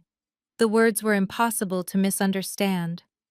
Total azoospermia, 100% irreversible sterility, 0 viable sperm count. My mother let out a tiny, confused gasp. Harrison froze, his hand still resting awkwardly on the glass coffee table next to the forged will. On the velvet sectional, Bradley sat perfectly rigid, his eyes darting from the screen to Sierra, and then back to the screen again. He was a smart man, and he was rapidly beginning to understand that he had walked directly into a massive explosive trap. I slowly lowered the remote control and turned my full attention to my sister.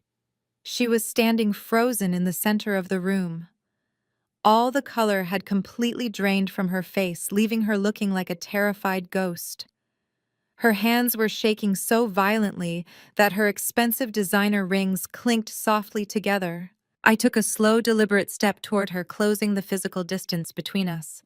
The heavy silence in the room was absolutely suffocating. I looked directly into her wide, panicked eyes, completely stripping away the helpless widow persona I had worn for the group chat. "So tell me, Sierra," I asked, my voice dropping into a deadly whisper that carried to every single corner of the quiet room. "How exactly did you get pregnant by a man who could not produce children?" She opened her mouth to speak, but absolutely no sound came out. She looked frantically at our parents and then desperately at Bradley, but nobody offered her a single shred of protection. The flawless, untouchable narrative she had meticulously built over the past week was instantly shattered into a million irreparable pieces right in front of the very elite social audience she had intended to impress. She was entirely exposed as a vicious, lying fraud, and we had not even reached the most devastating part of the evening. The deafening silence in the living room was suddenly broken by the heavy metallic click of the main entrance echoing from the grand foyer. I had intentionally left the front doors unlocked for this exact moment. While my parents and their wealthy friends were entirely paralyzed by the glowing medical records on the massive television screen, DeAndre had silently stepped outside to his vehicle to retrieve his own highly classified legal ammunition. He strode purposefully back into the grand foyer and straight into the living room, his heavy footsteps echoing against the polished hardwood floors with the rhythmic precision of a ticking bomb. He was no longer the quiet, neutral observer standing passively in the shadows. He was a man completely unburdened and entirely ready to go to absolute war. Brenda let out a sharp, offended gasp as she finally registered his dramatic entrance. Harrison immediately puffed out his chest, his face flushing with a sudden aggressive anger masking his growing panic. "What in the world is he doing here?" Harrison demanded, pointing a shaking finger directly at DeAndre. "This is a private family mediation. He has absolutely no legal right to be in this house." DeAndre did not even blink. He completely ignored my father's loud, arrogant demands, acting as if Harrison was entirely invisible. He kept his dark, furious eyes locked exclusively on his wife. Sierra instinctively took a small, terrified step backward, her spine pressing hard against the edge of the velvet sectional. The sheer physical presence of her husband radiating pure, unapologetic fury was clearly something she had never experienced before. For an entire year, she had treated him like a foolish, disposable asset. Tonight, she was finally facing the devastating, unavoidable consequences of her cruelty. DeAndre walked straight up to the glass coffee table.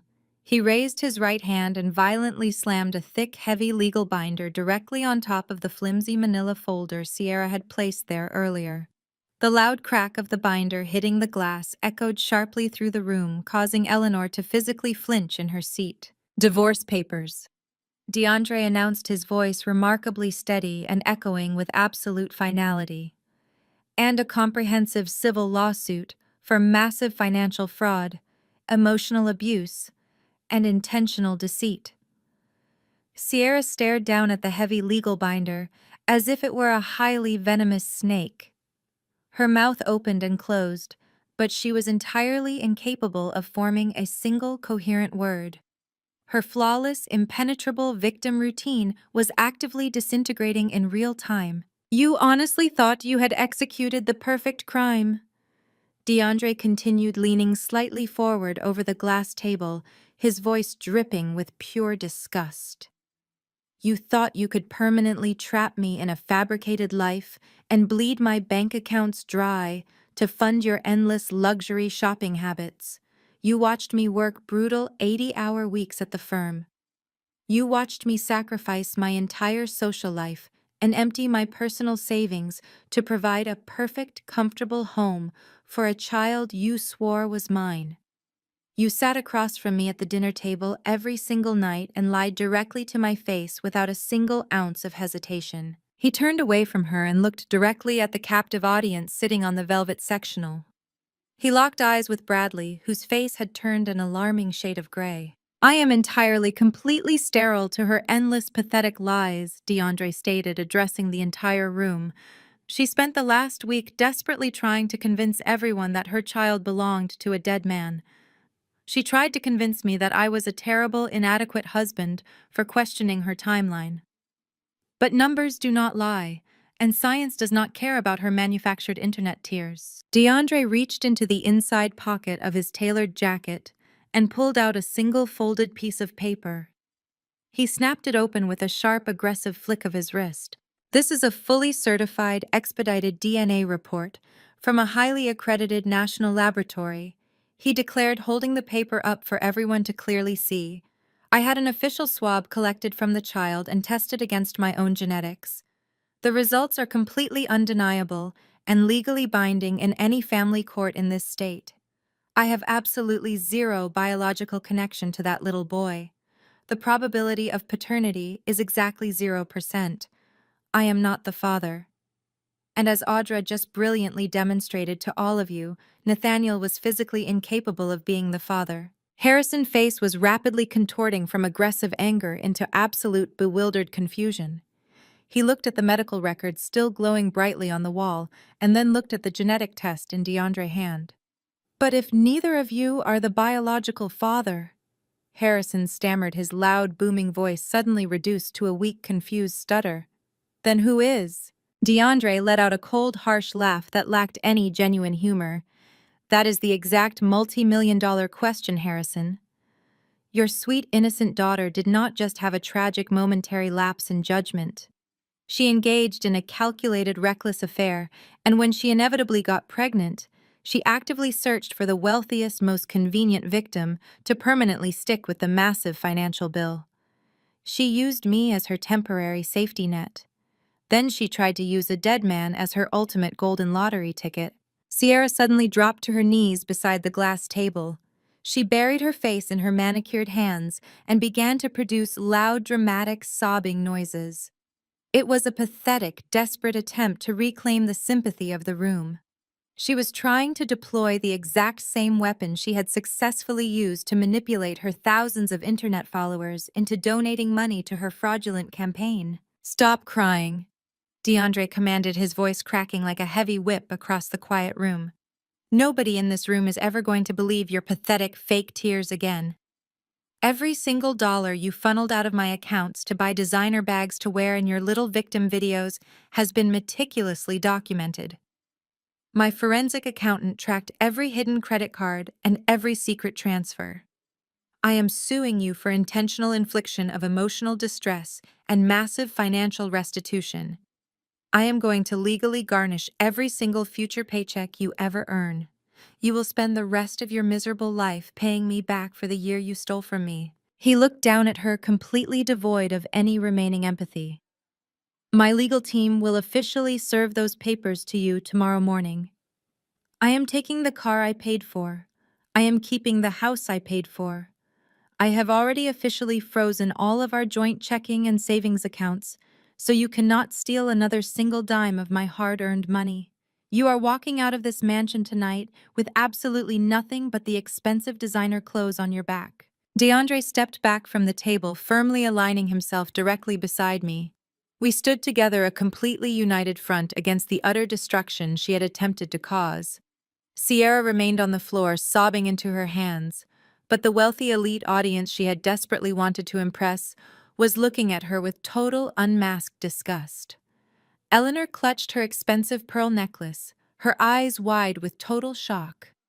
But Bradley remained completely silent, completely paralyzed, staring blankly at the floor as the invisible walls of the trap began to rapidly close in entirely around him. DeAndre did not stop to admire his handiwork. He had successfully dismantled Sierra, but his absolute vengeance was only half complete. He turned his broad shoulders away from his sobbing wife and locked his intense gaze entirely on the velvet sectional. Bradley was still staring fixedly at the floor, completely frozen in a state of absolute terror.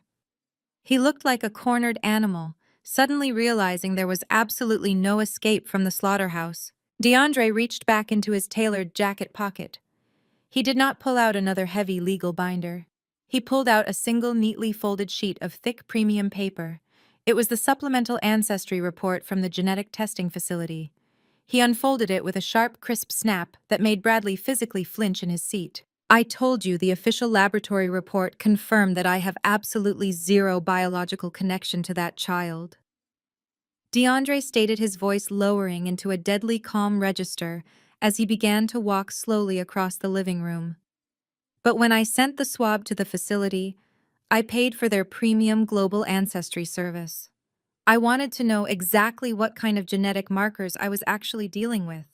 I wanted to know the absolute truth without any shadow of a doubt." He stopped directly in front of the velvet sectional, towering over the wealthy older man. Bradley was trembling visibly now. The arrogant, untouchable commercial real estate developer who commanded entire city blocks was physically shaking under the sheer weight of his impending doom.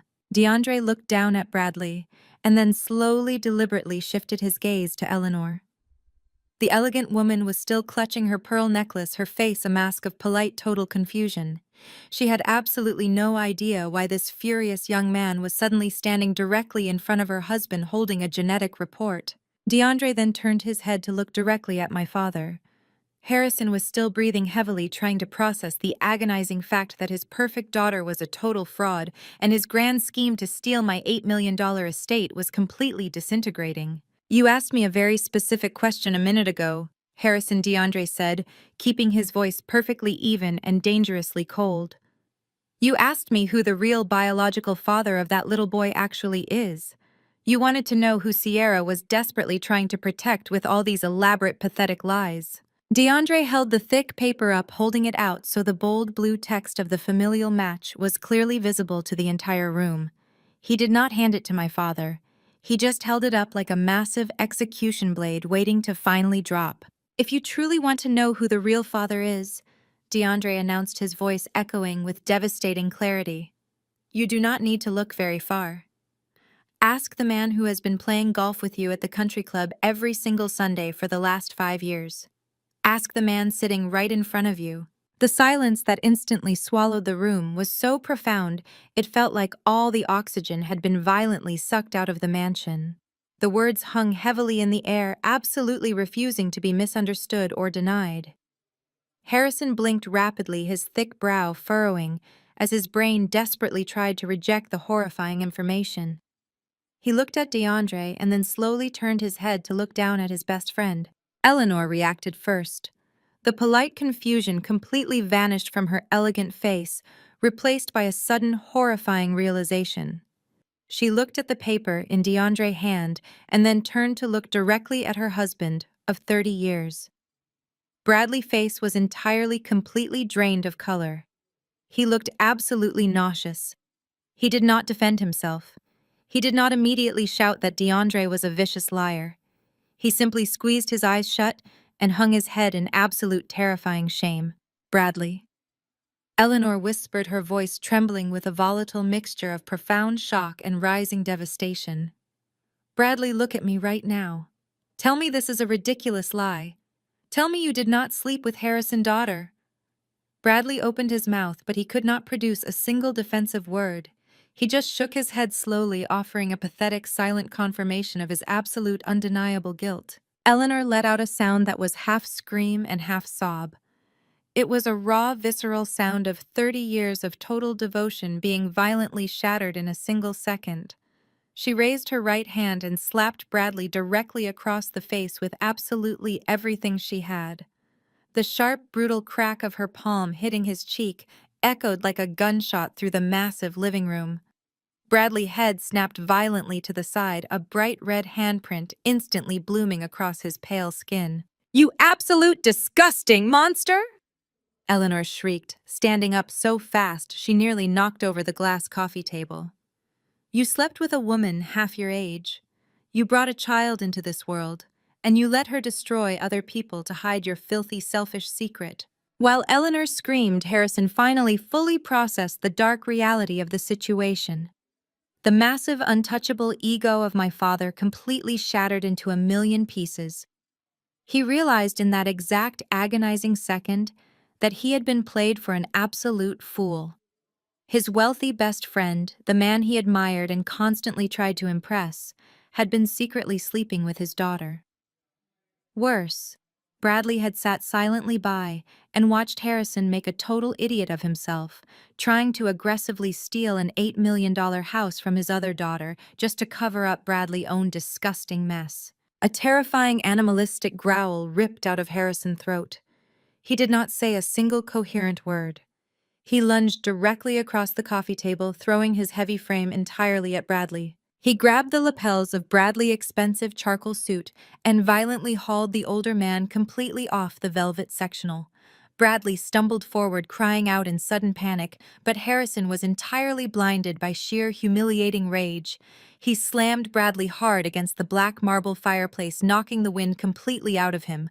"You arrogant piece of trash!" Harrison roared, pulling Bradley back and slamming him against the cold marble a second time. "I let you into my home. I completely trusted you. You ruined my family. You made an absolute fool out of me in front of everyone." The pristine living room instantly erupted into absolute total chaos. DeAndre took a very deliberate step backward, completely removing himself from the physical violence he had just brilliantly ignited. He casually crossed his arms and watched the destruction with a look of pure, cold satisfaction. Eleanor was screaming for Harrison to let go of her husband, but she made absolutely no physical attempt to actually stop the brutal beating. Sierra was still on the floor, wailing uncontrollably, her perfectly manicured hands covering her face as her father violently assaulted the wealthy father of her child. Brenda let out a high-pitched hysterical shriek. The flawless, high-society image she valued above absolutely everything else in her entire life was currently being physically beaten to death against my fireplace. She took 2 uncoordinated steps backward and completely collapsed onto the adjacent velvet sofa.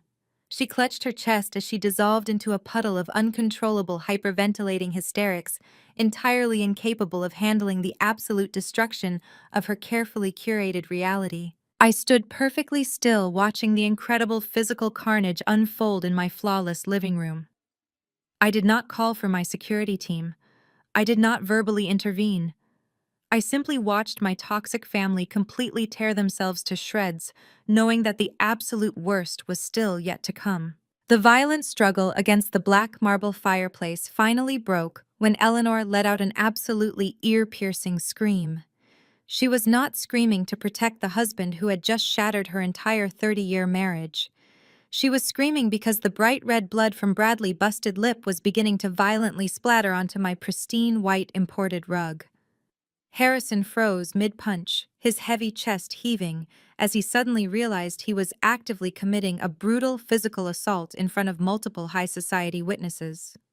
He released his tight grip on Bradley's ruined charcoal suit and stepped back heavily, wiping a thick bead of cold sweat from his forehead.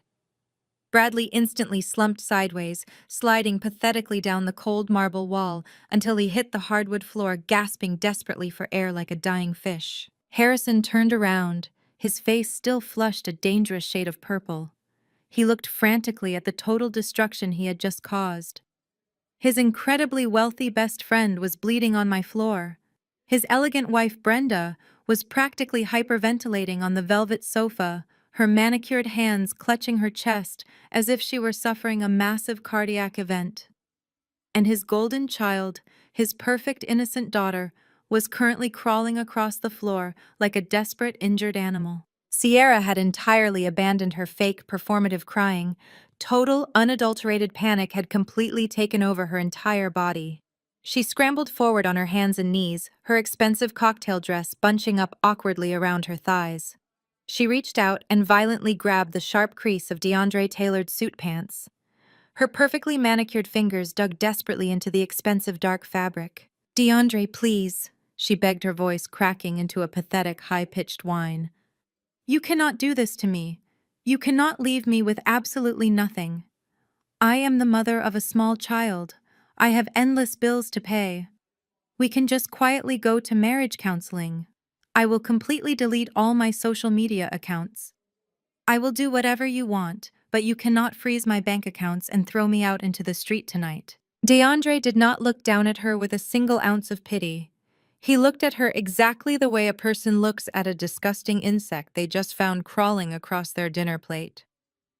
He smoothly stepped backward, physically ripping his pant leg directly out of her desperate grasp. "Do not ever touch me again," DeAndre stated, his voice echoing with cold, absolute finality. "You are not a helpless victim, Sierra. You are a calculated predator who finally got caught in your own massive web of lies. You can ask your incredibly wealthy baby daddy over there bleeding on the floor to immediately pay off your massive credit card bills. I am entirely finished with you." When DeAndre completely rejected her, Sierra immediately pivoted her desperate attention directly toward me. She scrambled across the floor until she was kneeling right at my feet. Her flawless makeup was entirely ruined, her expensive mascara running in dark, ugly streaks down her pale cheeks. "Audra, please," she sobbed, staring up at me with wild, frantic eyes. "Please, just let this all go. Just sign the settlement papers on the table so we can all leave this horrible house. If you just give me the estate, I can quietly sell it and use the massive cash payout to move far away and start over. I will never bother you again. Please, Audra, you are my older sister. You are supposed to protect me from things like this." The sheer, unmitigated audacity of her request actually made me laugh out loud. It was a cold, sharp sound that echoed loudly in the cavernous living room. She had spent an entire week viciously attempting to destroy my entire life and steal my home, and her absolute best defense was to beg me to just let her succeed so she could escape her own devastating consequences. Before I could even respond to her pathetic pleading, Harrison aggressively marched across the room and inserted himself directly into the conversation. His massive ego was desperately trying to salvage whatever tiny shred of control he could possibly find in this chaotic nightmare. He pointed a thick, demanding finger directly at my face, completely ignoring his own horrific behavior. "You have completely humiliated this family enough for one night," Audra Harrison yelled, his loud, booming voice, attempting to mask his underlying terror. "You set this vicious trap to destroy my reputation and ruin my daughter. I demand that you stop this ridiculous charade right now. Sign that damn deed transfer so we can get out of this horrible place and quietly handle this disgusting Bradley situation privately behind closed doors. You owe this family your complete cooperation." I did not raise my voice. I did not match his frantic, aggressive energy. I simply offered him a slow, terrifyingly calm smile. "I do not owe this family absolutely anything," I replied. my voice dropping into a deadly whisper that instantly silenced the entire room. But since you are so incredibly eager to finalize the paperwork, Harrison let us take a very close look at that legal document you brought into my home. I calmly walked past my kneeling sister and stepped directly up to the flawless glass coffee table. I completely ignored the flimsy manila folder containing their forged will. Instead, I reached into the hidden drawer built seamlessly into the sleek media console. I pulled out a heavy black leather binder and walked back to the coffee table, dropping it heavily right next to Sierra-forged documents. The loud thud made Harrison physically flinch. "Those are official corporate incorporation papers," I announced, tapping the thick leather cover with my index finger. "I finalized them exactly 3 years ago when I first started aggressively expanding my luxury interior design business portfolio across the entire state." I flipped the heavy binder open, exposing the massive stack of dense legal documents heavily stamped by the State Corporate Commission. I turned the binder around so Harrison could clearly read the bold black text printed on the very first page. "You see, Harrison, you and Sierra made a massive catastrophic assumption," I explained, my voice echoing with pure, undeniable triumph. "You assumed that because Nathaniel and I lived in this massive $8 million mansion, that his name was actually on the property deed. You assumed you could easily use a cheap, horribly photoshopped, forged will to legally force a transfer of his personal assets to his fake biological child." Harrison stared down at the corporate documents, his face rapidly turning the color of wet cement. His eyes darted frantically across the legal text, desperately trying to find a loophole that absolutely did not exist. But Nathaniel was never on the deed. I continued driving the final devastating nail directly into their coffin. "This property does not belong to me, and it certainly never belonged to my late husband. This house and the land it sits on belong entirely to Aura Staging, LLC. It is a completely shielded corporate asset, entirely immune to any personal probate claims or fake inheritance demands." I leaned forward, resting both of my hands firmly on the glass table, completely trapping my father in my intense, unwavering gaze. "You did not just create a fake document, Harrison," I whispered, my voice dripping with absolute venom. "You committed aggressive felony forgery and attempted massive corporate extortion to steal a house from a dead man who did not even own it. And because you explicitly submitted that heavily forged document to a federal probate judge yesterday morning, you have officially crossed the line from a pathetic family dispute directly into a massive federal crime." The heavy silence following my revelation was absolute. Harrison stood completely paralyzed over the glass coffee table, his brain short-circuiting as the severe reality of a federal crime finally crashed down upon his massive ego. He opened his mouth to formulate another pathetic lie, but before a single word could escape his lips, a sharp, piercing wail shattered the quiet atmosphere of the mansion. It was not another one of Sierra's fake theatrical sobs. It was the aggressive, unmistakable scream of multiple police sirens rapidly echoing up the long private driveway. Red and blue emergency lights instantly flooded through the massive floor-to-ceiling windows, violently washing the dark, modern living room in a chaotic strobe of harsh colors. The flashing lights illuminated the absolute terror permanently frozen on my father's face.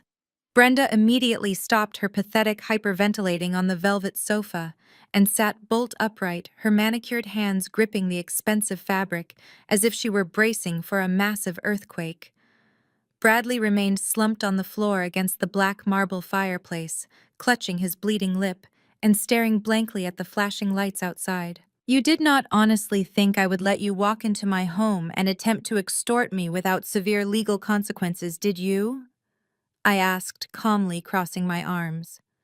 "While you were busy putting on your fake little performance about family blood and forgiveness, my corporate legal team was actively sitting in the district attorney office.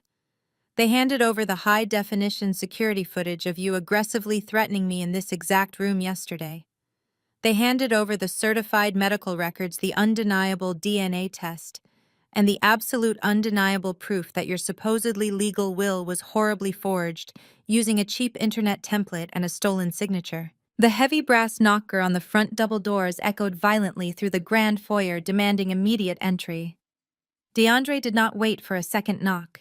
He turned his back on the pathetic scene in the living room and marched straight to the entryway, throwing the massive oak doors wide open. 6 heavily armed, uniformed police officers and a stern lead detective immediately flooded into my home, their heavy boots stomping aggressively across the polished hardwood floors. The detective did not ask for permission to enter the living room. He marched directly toward the center of the chaos, his hand resting firmly on his heavy-duty belt. Sierra instantly scrambled backward across the expensive white rug, frantically trying to put as much physical distance between herself and the approaching officers as humanly possible. She looked absolutely feral, her designer cocktail dress twisted and stained, her flawless makeup completely destroyed by her genuine terrified tears. Sierra and Harrison, the lead detective, announced, his deep voice projecting absolute, unquestionable authority across the large space. You are both being officially placed under immediate arrest. The district attorney has already fast-tracked the warrants. You are being charged with severe felony forgery, attempted grand financial fraud, and massive corporate extortion. Absolutely not! Brenda shrieked, finally finding her voice as she launched herself off the velvet sofa. You cannot arrest them. We are highly respected members of the country club. This is a massive misunderstanding. My daughter is a totally innocent victim of a vicious corporate misunderstanding. The detective completely ignored my mother, hysterical shrieking. He gestured sharply to 2 of the uniform officers, who immediately lunged forward and forcefully grabbed Sierra by her arms.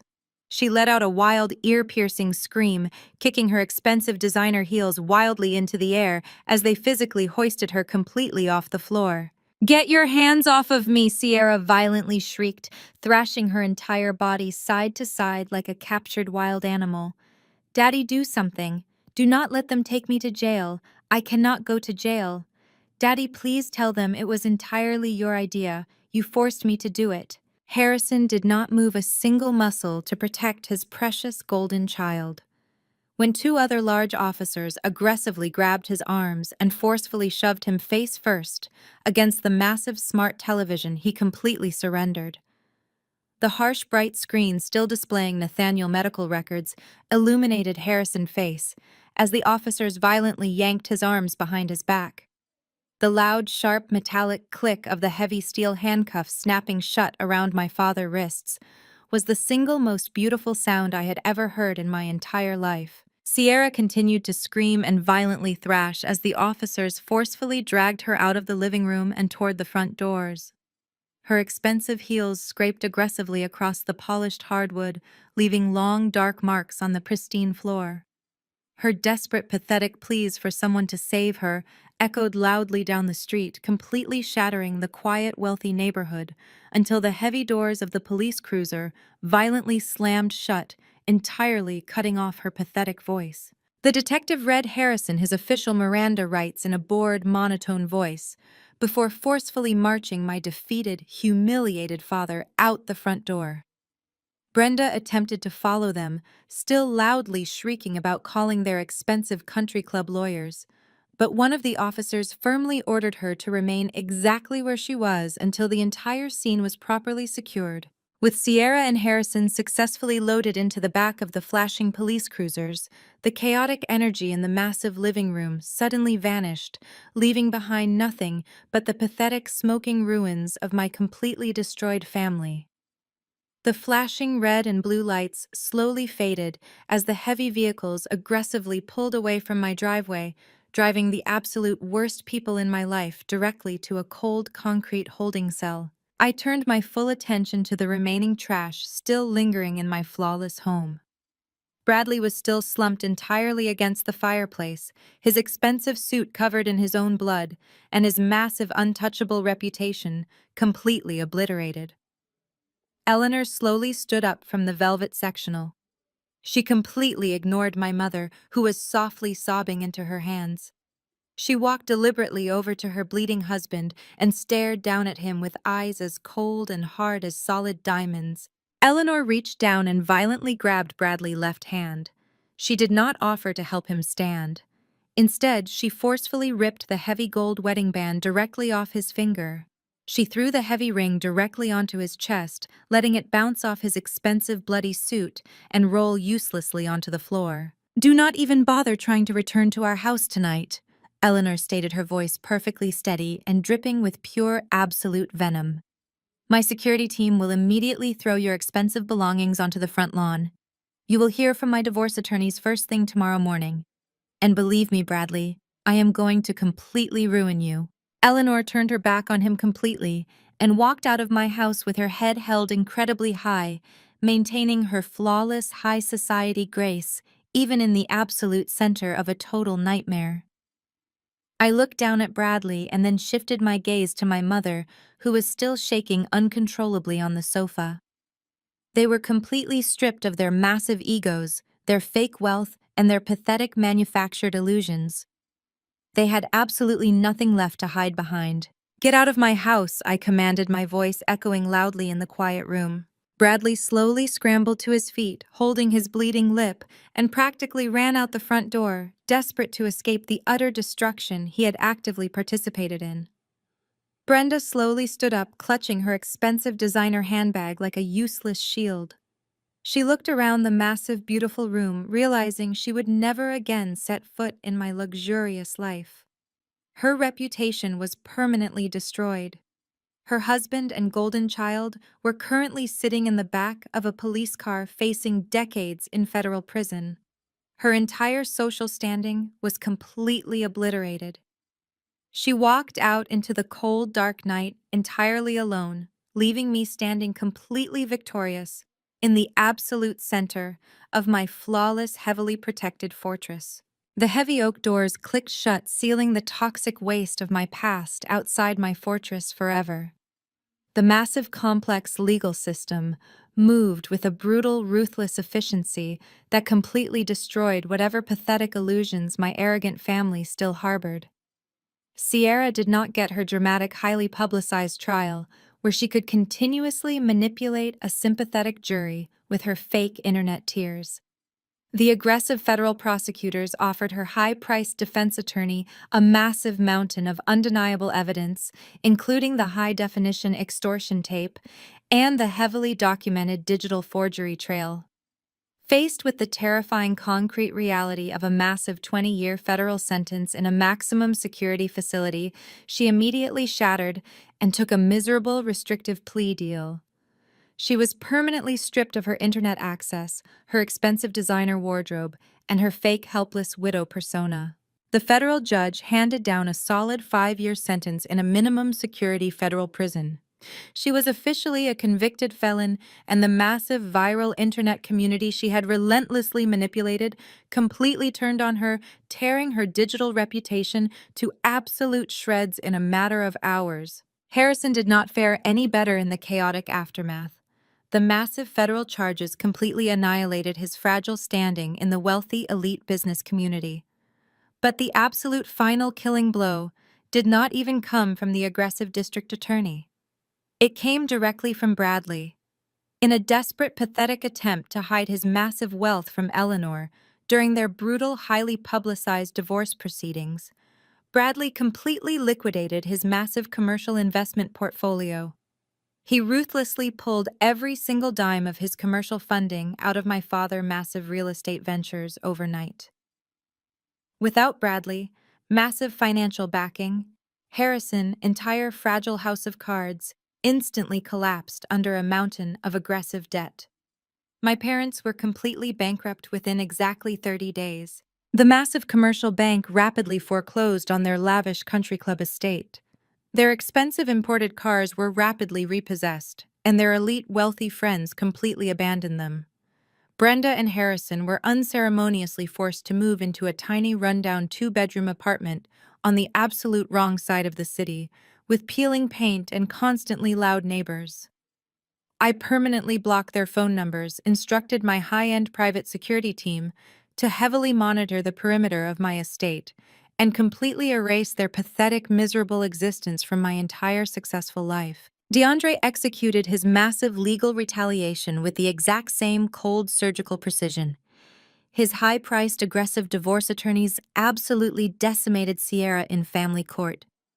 Because she was a convicted felon currently serving hard time in federal prison, the judge immediately granted DeAndre full, absolute legal control over all their financial assets. But DeAndre proved exactly why he was a fundamentally good man who simply got caught in a massive web of evil, calculated lies. He did not ruthlessly abandon the innocent little boy who had been violently weaponized in this massive, disgusting scheme. Recognizing that Bradley wanted absolutely nothing to do with his secret biological child, and knowing Sierra was completely legally unfit to be a mother, DeAndre officially filed for partial legal guardianship. He established a heavily protected trust fund and hired a highly vetted full-time professional nanny to ensure the little boy received a genuinely good life, completely far away from the toxic radioactive fallout of my completely destroyed family. He completely, legally cut Sierra out of the child life, guaranteeing she could never use the boy as a financial pawn ever again. Exactly 1 month after the massive explosive confrontation in my pristine living room, DeAndre returned to my quiet, heavily guarded estate. The massive aggressive media circus had finally died down, and the quiet, peaceful energy had fully returned to my flawless modern home. He stood in the center of my massive kitchen holding 2 expensive crystal glasses. I reached into my massive climate-controlled wine cellar and pulled out the absolute most expensive bottle of vintage champagne I owned. We did not throw a massive, loud, obnoxious party. We did not gloat endlessly over the absolute total destruction of our massive mutual enemies. We simply stood together in the quiet, beautiful kitchen, bonded by a deep, profound mutual respect, forged in the absolute darkest fires of betrayal. DeAndre slowly raised his crystal glass and gently tapped it against mine. We shared a quiet, honorable toast to Nathaniel, honoring a genuinely good man who had absolutely protected me from beyond the grave. We drank the expensive, crisp champagne in comfortable silence, completely free from the suffocating weight of the massive toxic parasites who had aggressively tried to consume our entire lives. I stepped out through the massive sliding glass doors onto my pristine private balcony. The cool evening breeze gently wrapped around my shoulders as I looked out over the massive, glittering skyline of the city. My $8 million estate was completely silent, deeply peaceful, and absolutely, entirely mine. The heavy, suffocating dark clouds of manipulation and toxic family obligation were permanently gone, completely replaced by a vast, endless sky of total, undeniable freedom.